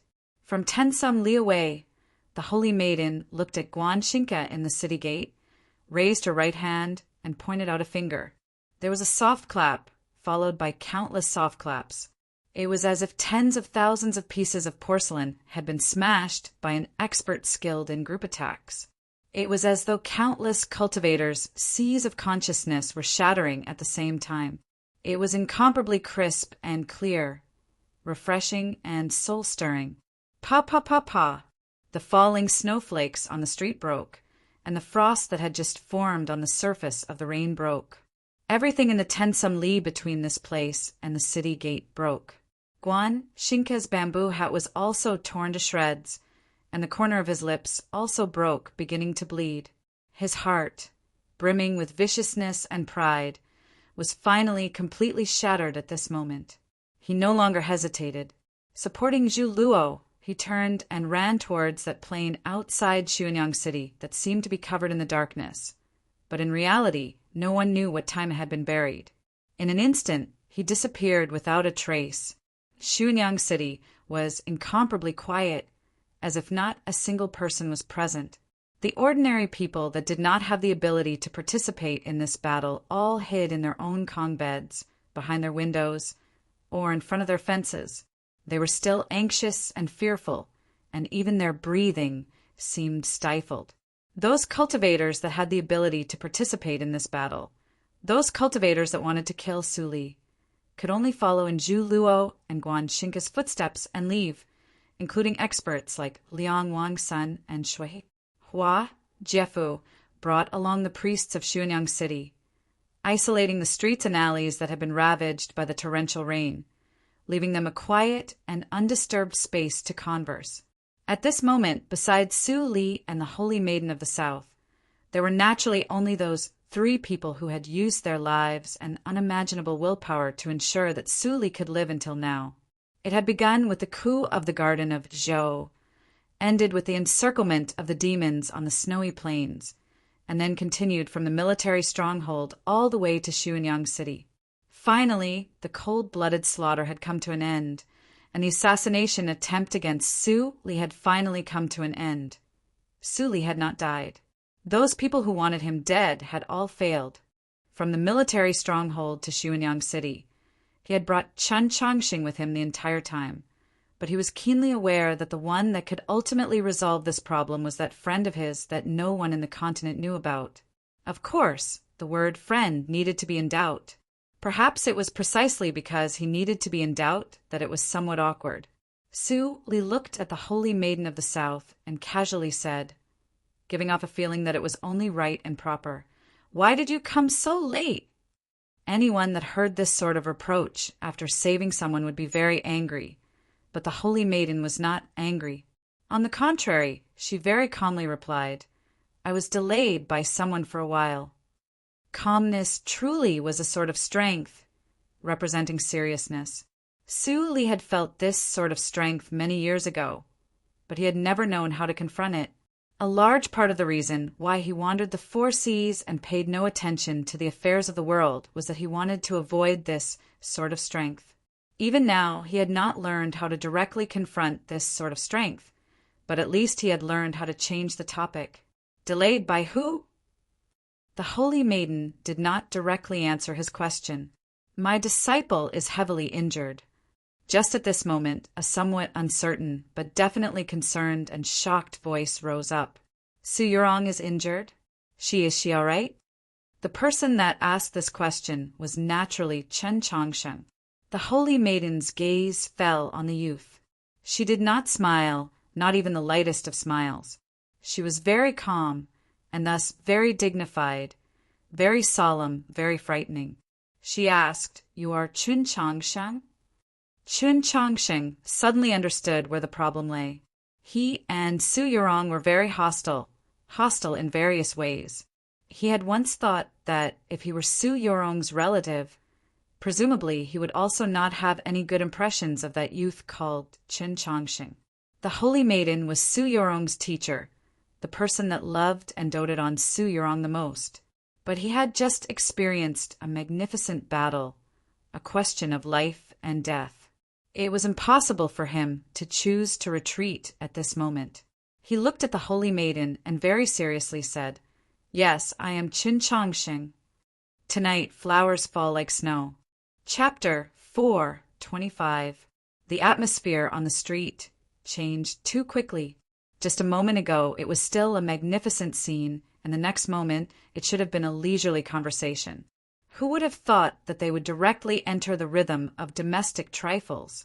Of course, everyone knew that the holy maiden's question had a deeper meaning. Under normal circumstances, Chen Chongsheng's answer would be somewhat rigid and lacking in etiquette. But the wonderful thing was that the holy maiden of the south was not an ordinary person, nor was she like those ordinary holy maidens in history. She liked Su Li. She dared to like that Su Li who liked the demon princess. So she was very satisfied with Chen Chongsheng's answer. She felt that this youth was very calm, very simple, and very powerful.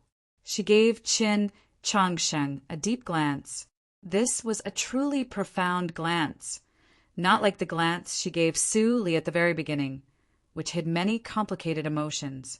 This was a profound glance that everyone could understand. It was unknown what sort of impression she had of Chen Chongsheng in the past, but at least she was rather satisfied with their meeting today. Perhaps this had a lot to do with Chen Chongsheng standing in front of Su Li covered in blood. With this glance, the rain over Xuanyang City stopped and the clouds scattered, revealing the true sky behind it. There was no moon of the northern devil race, nor was there a river of stars by the sea. There was only a stretch of azure blue. The setting sun hung far away in the wilderness outside the city.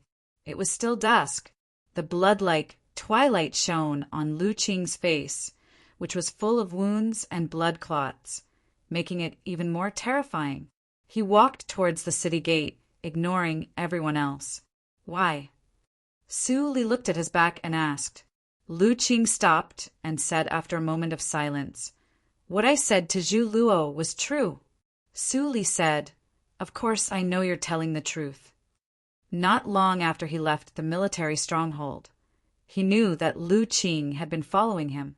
He had always thought that Lu Qing wanted to kill him, but he had never cared that Lu Qing wanted to kill him. Everything was for the same reason.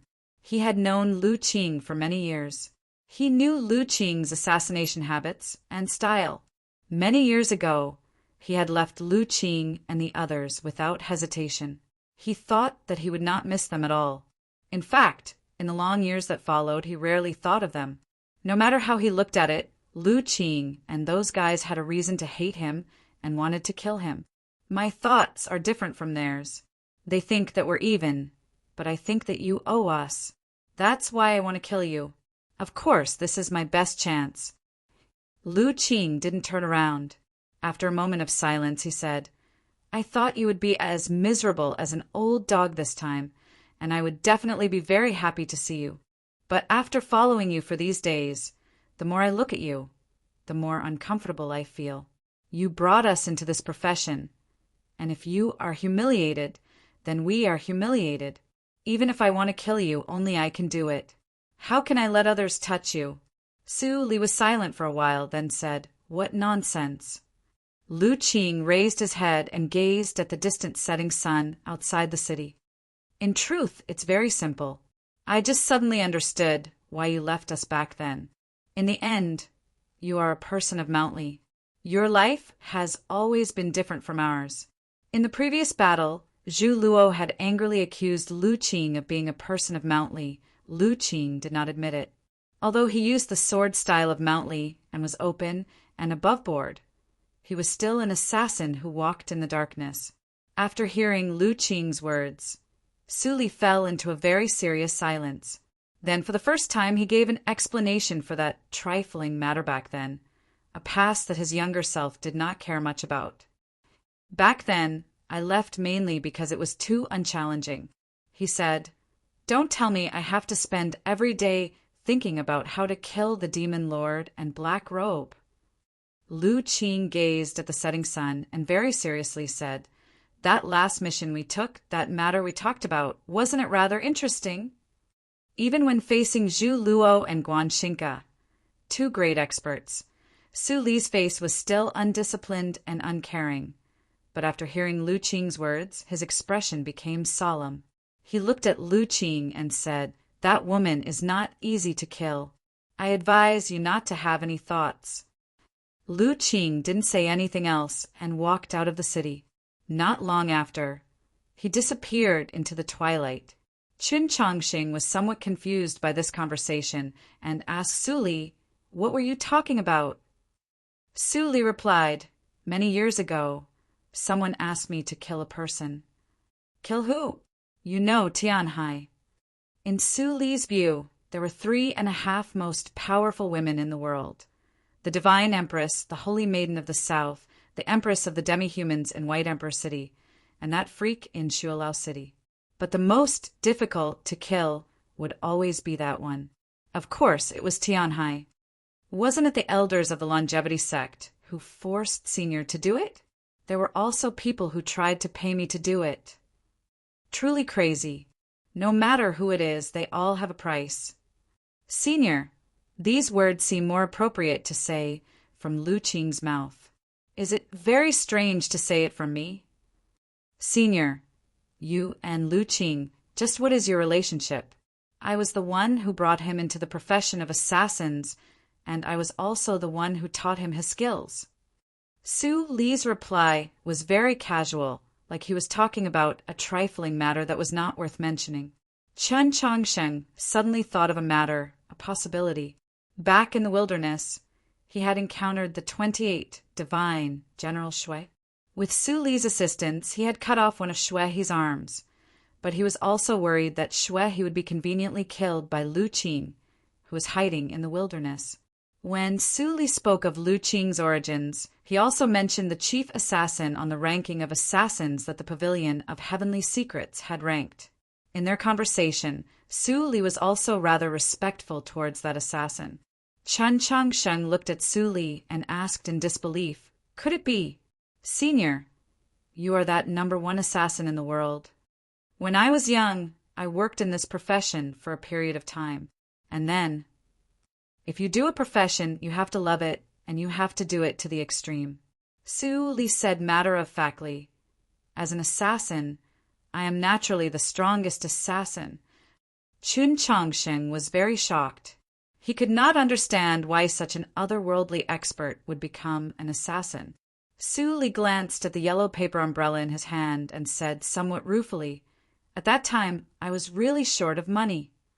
He did not finish. At that time, he was so short of money that he could not even buy a broken umbrella. With this, some questions were easily resolved. At the time, Chen Chongsheng felt that something was wrong.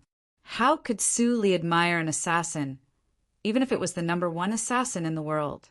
Only now did he understand that the so-called admiration was still just narcissism. The twilight gradually dimmed. It was no longer blood-red, but rather more warm. An extremely sacred ray of light slowly entered Wang Po's body. His wounds began to heal at a visible rate. Previously in the inn, in order to defeat painted armor Xiao Zhang and Liang Wangsun in a single blow, Wang Pa had paid a very heavy price. Afterwards, in order to block Zhu Luo, he had been heavily injured. Now he had basically recovered, but he did not know if he could make up for the loss of lifespan. The sacred light technique displayed by the Holy Maiden was truly close to a divine technique. Compared to the sacred light techniques of the Li Palace priests, the 13 divisions of Radiant Green, and the disciples of South Stream Temple, it was like the difference between a firefly and a star. Wang Pa stood up and bowed to the Holy Maiden in thanks. He did not even glance at Su Li, because he did not like Su Li. He had come to Xuanyang City for business and reason, not for this person. He walked up to Qin Changsheng and said, "We've met before." Several months ago, at the main gate of the Mausoleum of Books, Qin Changsheng and Wang Pa had met once. That night was precisely the night that Sun Mei failed to break into the divine path and died. Qin Changsheng replied, "Yes, senior." Wang Po's eyebrows drooped weakly. He seemed rather dispirited, and his voice was the same.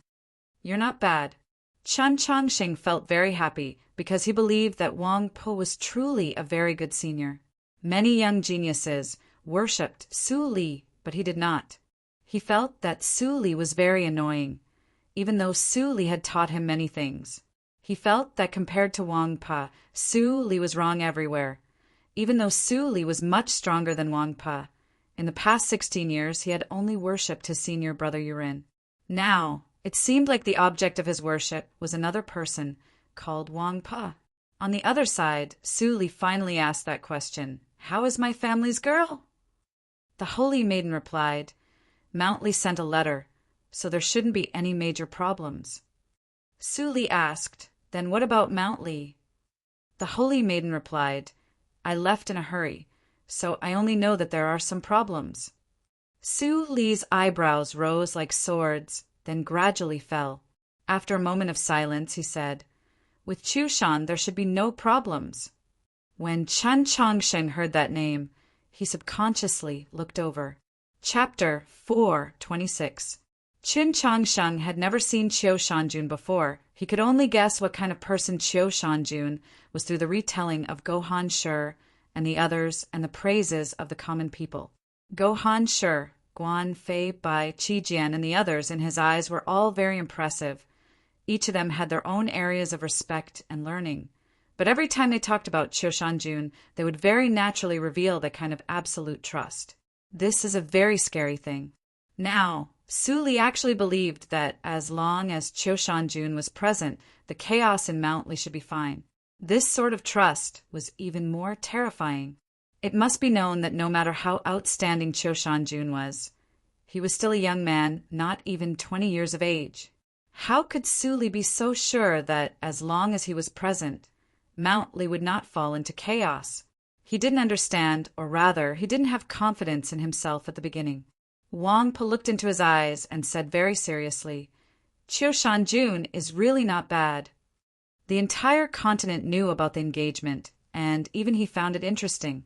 A lot of people wanted to know what kind of story would Qin Changsheng, Su Yurong, and Qiu Shanjun, the 3 most outstanding figures of the younger generation, develop in the future. Wang Pa really admired Qin Changsheng, so he wanted to remind the youth of how amazing of a person his future opponent would be. Qin Changsheng didn't know how to respond. Su Li replied, "He's not as good as Qiu Shan, at least not right now." Wang Pa replied, "Although it's not as good, it's not too far off. Besides, whether it's better or not has never been our problem." This sentence had a deeper meaning, but Qin Changsheng understood it clearly. On a certain level, he and Wang Pa could communicate, even though they were still strangers. Wang Pa and Qin Changsheng clasped their hands in greeting, then bid farewell. Su Li suddenly said. Why do I feel somewhat unhappy? The holy maiden looked at him and asked with a smile, Jealous? Su Li said, What are you saying? The holy maiden said, Qin Changxing and Wang Pa are the same kind of people, but not you. Su Li said somewhat helplessly, That child Qiushan doesn't really resemble me. The holy maiden said, There is a young man who looks like you. Who? The Tang old master's grandson, Tang Tang. Su Li said in disgust, I hate the people of the Tang clan the most. The holy maiden said, People often hate themselves the most. Su Li sneered, Junior sister has lived on Holy Maiden Peak for too long, and your conversation is getting more and more boring. The saintess smiled and said, Then, senior martial brother, can you take me to travel around the 4 seas? Thus there was nothing to say. Wang Pa had nothing more to say. He turned and walked out of Xunyang City, his tall and thin body slightly stooped. He didn't seem like an expert of the proclamation of liberation at all. Didn't seem like a brave warrior who had just fought a magnificent battle. He only seemed like a shabby accountant. Looking at his back, Su Li asked, Do you know why he's called Wang Pa of Tianliang? This question was obviously directed at Qin Changxing. Qin Changxing said, I don't want to know. Su Li was rather surprised and rather annoyed. Qin Changxing was more concerned about something else. Why does it seem like he doesn't want to talk to you? Su Li was even more annoyed. This kid has never liked me, so naturally he won't talk to me. Wang Po's blade cultivated the straightforward path. If he did not like Su Li, he would not care about Su Li. Regardless of whether Su Li was Su Li, if he wanted to save Su Li, he would come to save Su Li, even if Su Li was Su Li. Just as he had once said, he always treated matters and not people.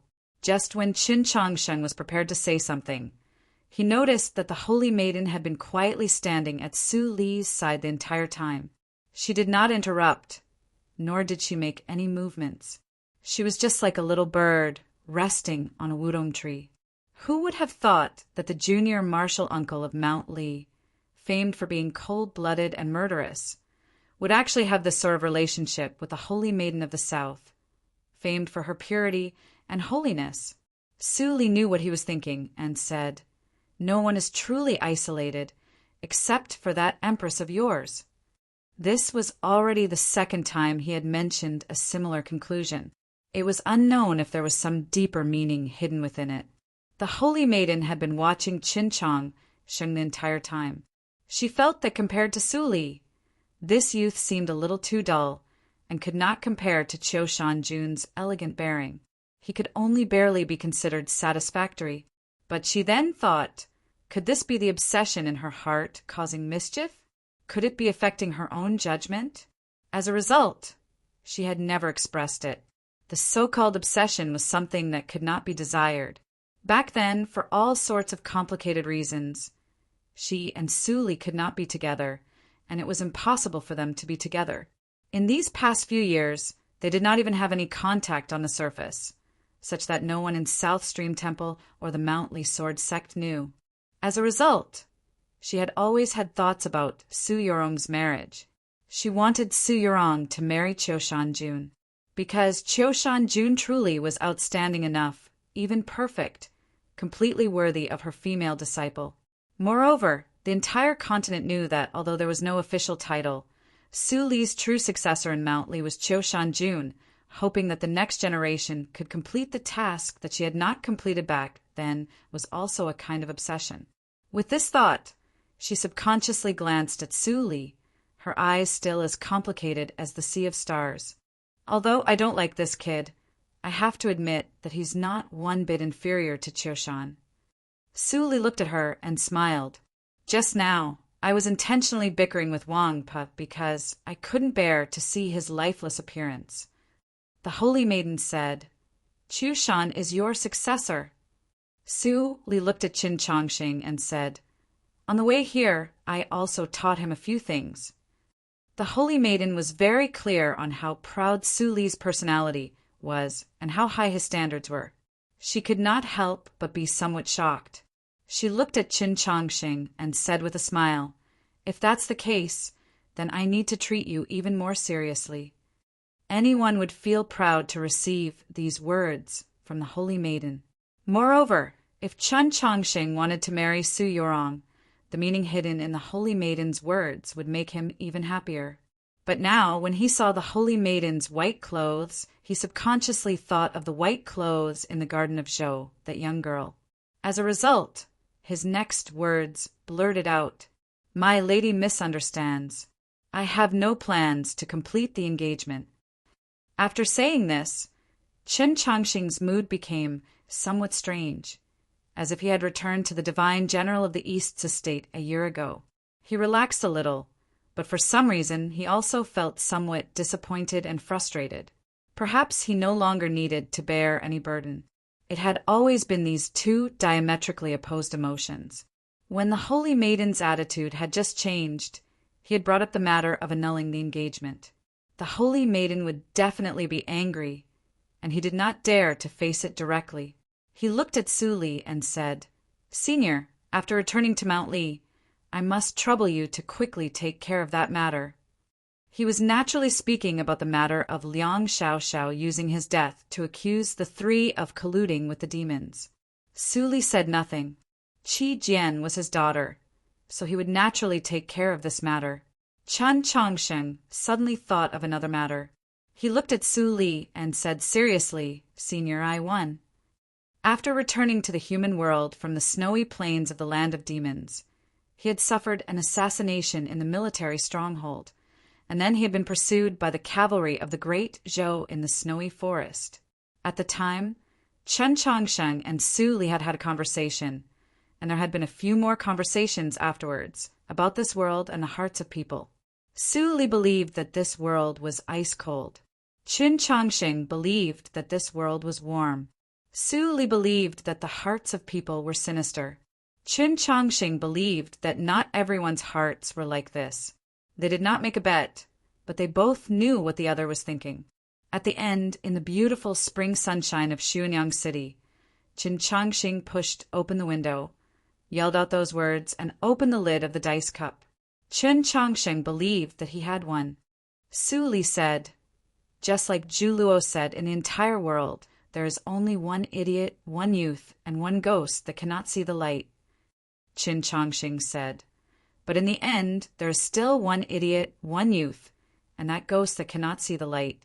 In the end, it really did appear in the light of day, standing in front of you." That assassin that had followed them for several dozen days, in Qin Changxing's view, was a very beautiful matter, a very heartwarming story. He said, "The facts prove that human nature is good." Su Li shook his head. "I still don't think so." Qin Changxing said, "But at least there is a good side. Just like how Senior is decisive in killing and looks down on the world, but there is also a good side." Su Li arched his brows.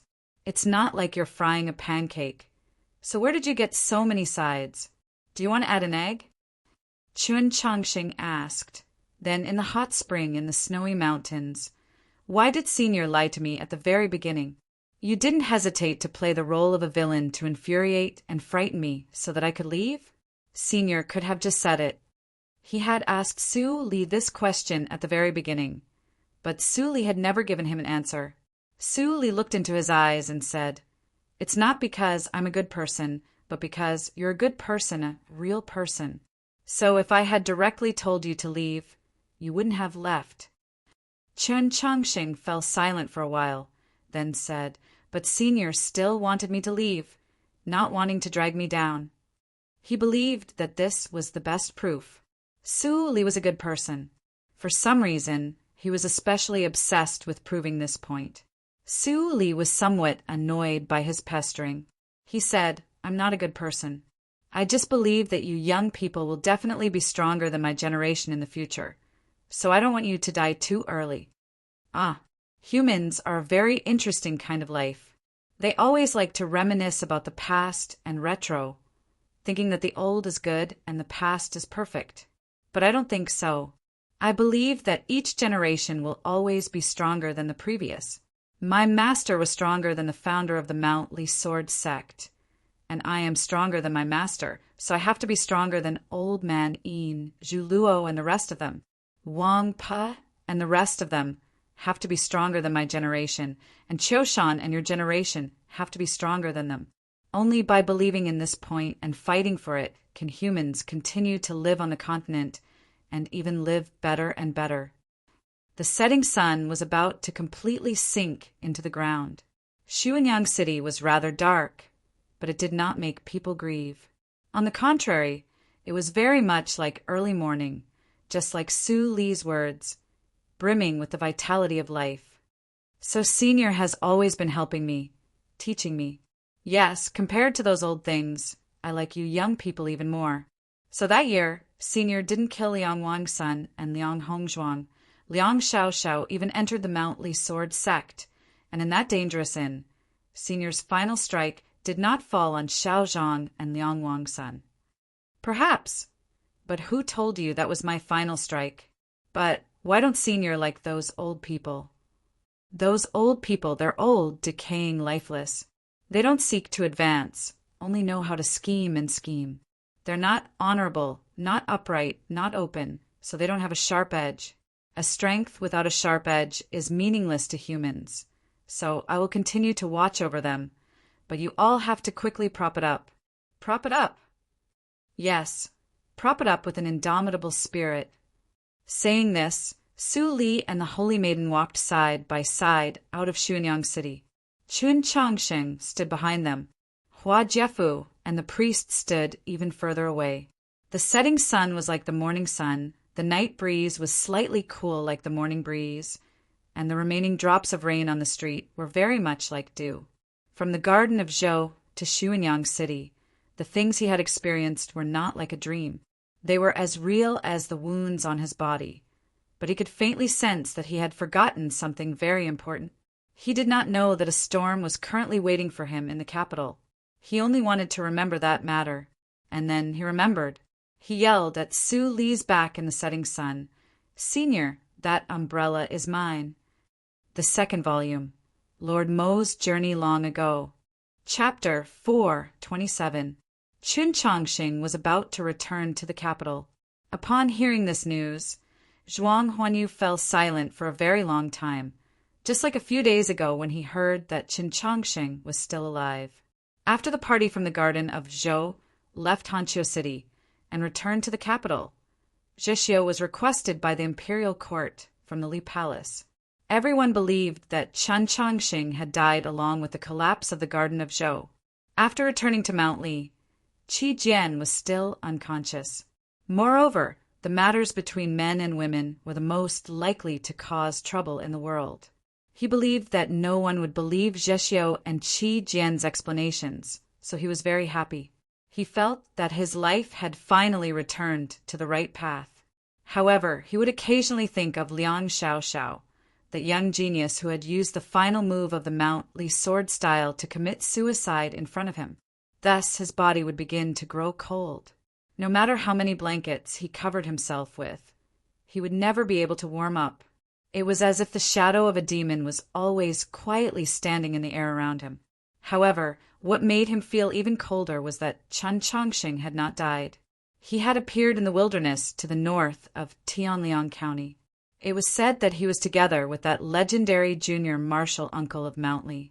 Following that, it was said that divine General Shui he had passed away, but Chun Changxing had still not died. They had gone to Xuanyang City. Following that, Liang Wang's son and painted armor Xiao Zhang appeared. Zhu Luo and Guan Xinka, the two storms of the 8 directions, appeared.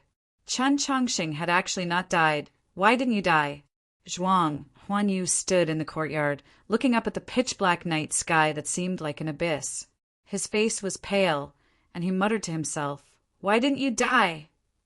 He looked up at the night sky in silence for a very long time, then muttered, "No one would believe it." Several months ago, after that night when Wang Jitze comprehended the Tao, the capital of the great Zhou was once again bathed in silver starlight. That was because Chun Changxing was viewing the monoliths and cultivating in the mausoleum of books. After that night, The entire continent knew of his meritorious service for the human world, and also knew of the Li Palace's true attitude towards him. Chen Changsheng became the youngest principal of the Tradition Academy in history. His Holiness had chosen him as his successor. He was the successor of the Orthodoxy. No one believed that the successor of the Orthodoxy would collude with the demons, because it was impossible for the demons to give him any greater benefits. If he had died in the Garden of Zhou at the very beginning, or perhaps for the benefit of some living person, some people could have tried to believe him. However, Su Li had returned to Mount Li alive, and Chen Changsheng had returned to the capital alive. Then everything had come to an end, and the scheme that Liang Xiaoxiao had weaved with his own death was about to be broken. Of course, there were also people who held different views, such as that terrifying Lord Zhou Tong. This was because Zhou Tong knew that Chen Changsheng was Taoist Ji's student. He believed that Taoist Ji, for the sake of vengeance, would not hesitate to sacrifice the entire human world, much less collude with the demon race. However, Zhuang Huanyu did not know of these things, so as more and more news of Chen Changsheng's return to the south spread to the capital, he became more and more taciturn. He no longer left his small courtyard, and his confident figure could no longer be seen in the verdant forest of the Heavenly Tao Academy. He began to understand why Liang Xiaoxiao would so resolutely die when he saw Zhexiu carrying Qi Jian into the mountainside whispering wood in the Garden of Zhou. Besides death, what else could he do? He lowered his head and gazed at the quiet well in the courtyard. He gazed at the well water that reflected the gloomy starlight and suddenly shivered. Ever since he was a child, he and his mother had relied on each other for survival. He passed his days in poverty, diligently studying. When he came to the capital, he entered the Heavenly Tao Academy. Because his father was the vice principal of the Heavenly Tao Academy, and because his talent in cultivation was extremely high, he received the love of many teachers and the respect and love of his schoolmates. However, he had never relaxed his demands on himself. Even in the cold winter, he still persisted in using the ice-cold well water to bathe. It was already late spring, and the capital was very hot and stuffy. It even felt like summer, but he felt that the well water was somewhat cold. That cold feeling made one feel fear and despair. Gazing at the mouth of the quiet well, Zhuang Huanyu's face grew paler and paler. After a very long time, he finally turned and left the well. This was the first time in many days that he had left the small courtyard he lived in. On the way, the students of the Heavenly Tao Academy that he met all looked at him with astonished expressions. One by one, they moved to the side of the road and bowed in greeting. Zhuang Huanyu acted as if he did not see anything, nor did he speak to his schoolmates. He directly walked to the front of a building in the depths of the Heavenly Tao Academy. This was the residence of the principal of the Heavenly Tao Academy. Back then, Mao Qiyu had lived here.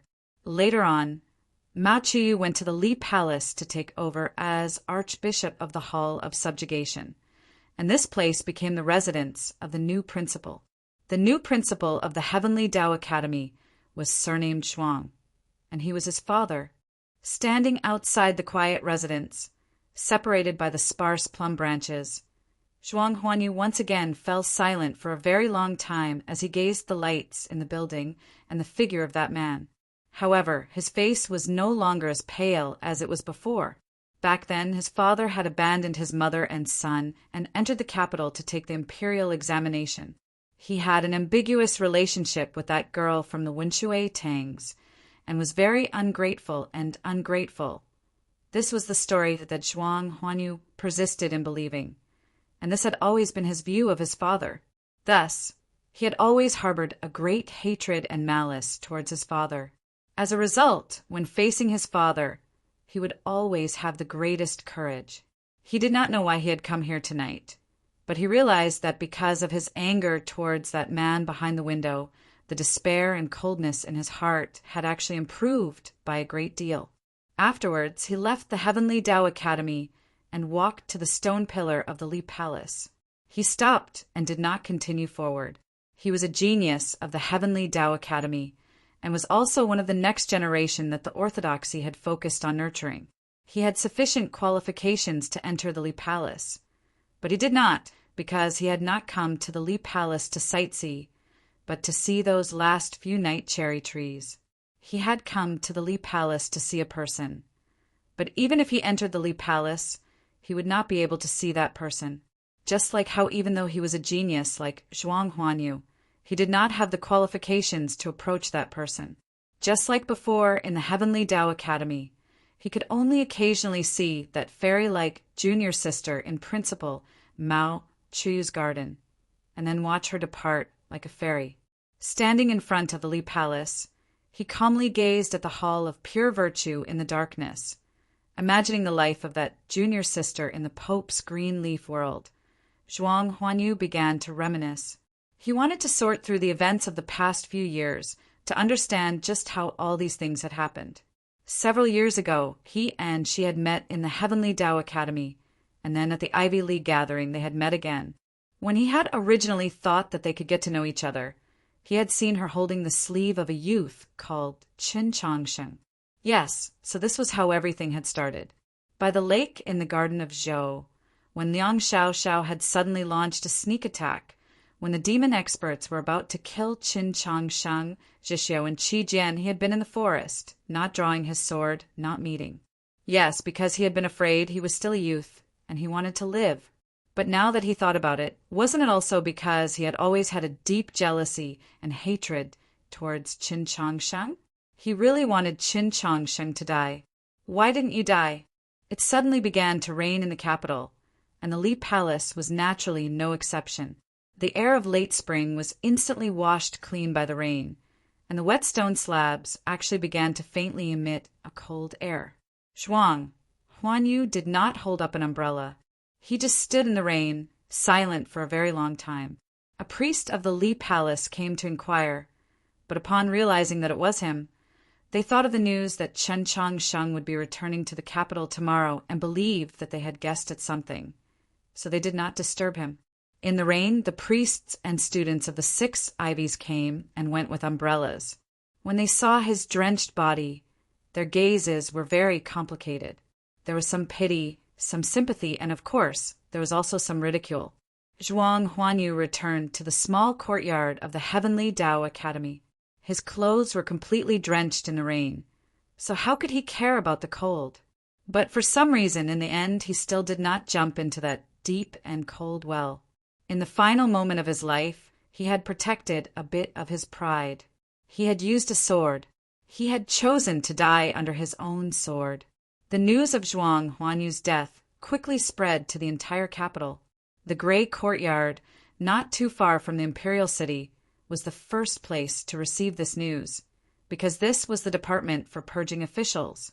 When Zhou Tong heard this news, he was carrying a lantern and standing in front of a stalk of green wormwood in the vegetable field, attempting to find the wormwood stalk bug that had bitten half to death the orchid he was raising last night. Zhuang Huanyu's death was naturally related to Qin Changsheng's return to the capital.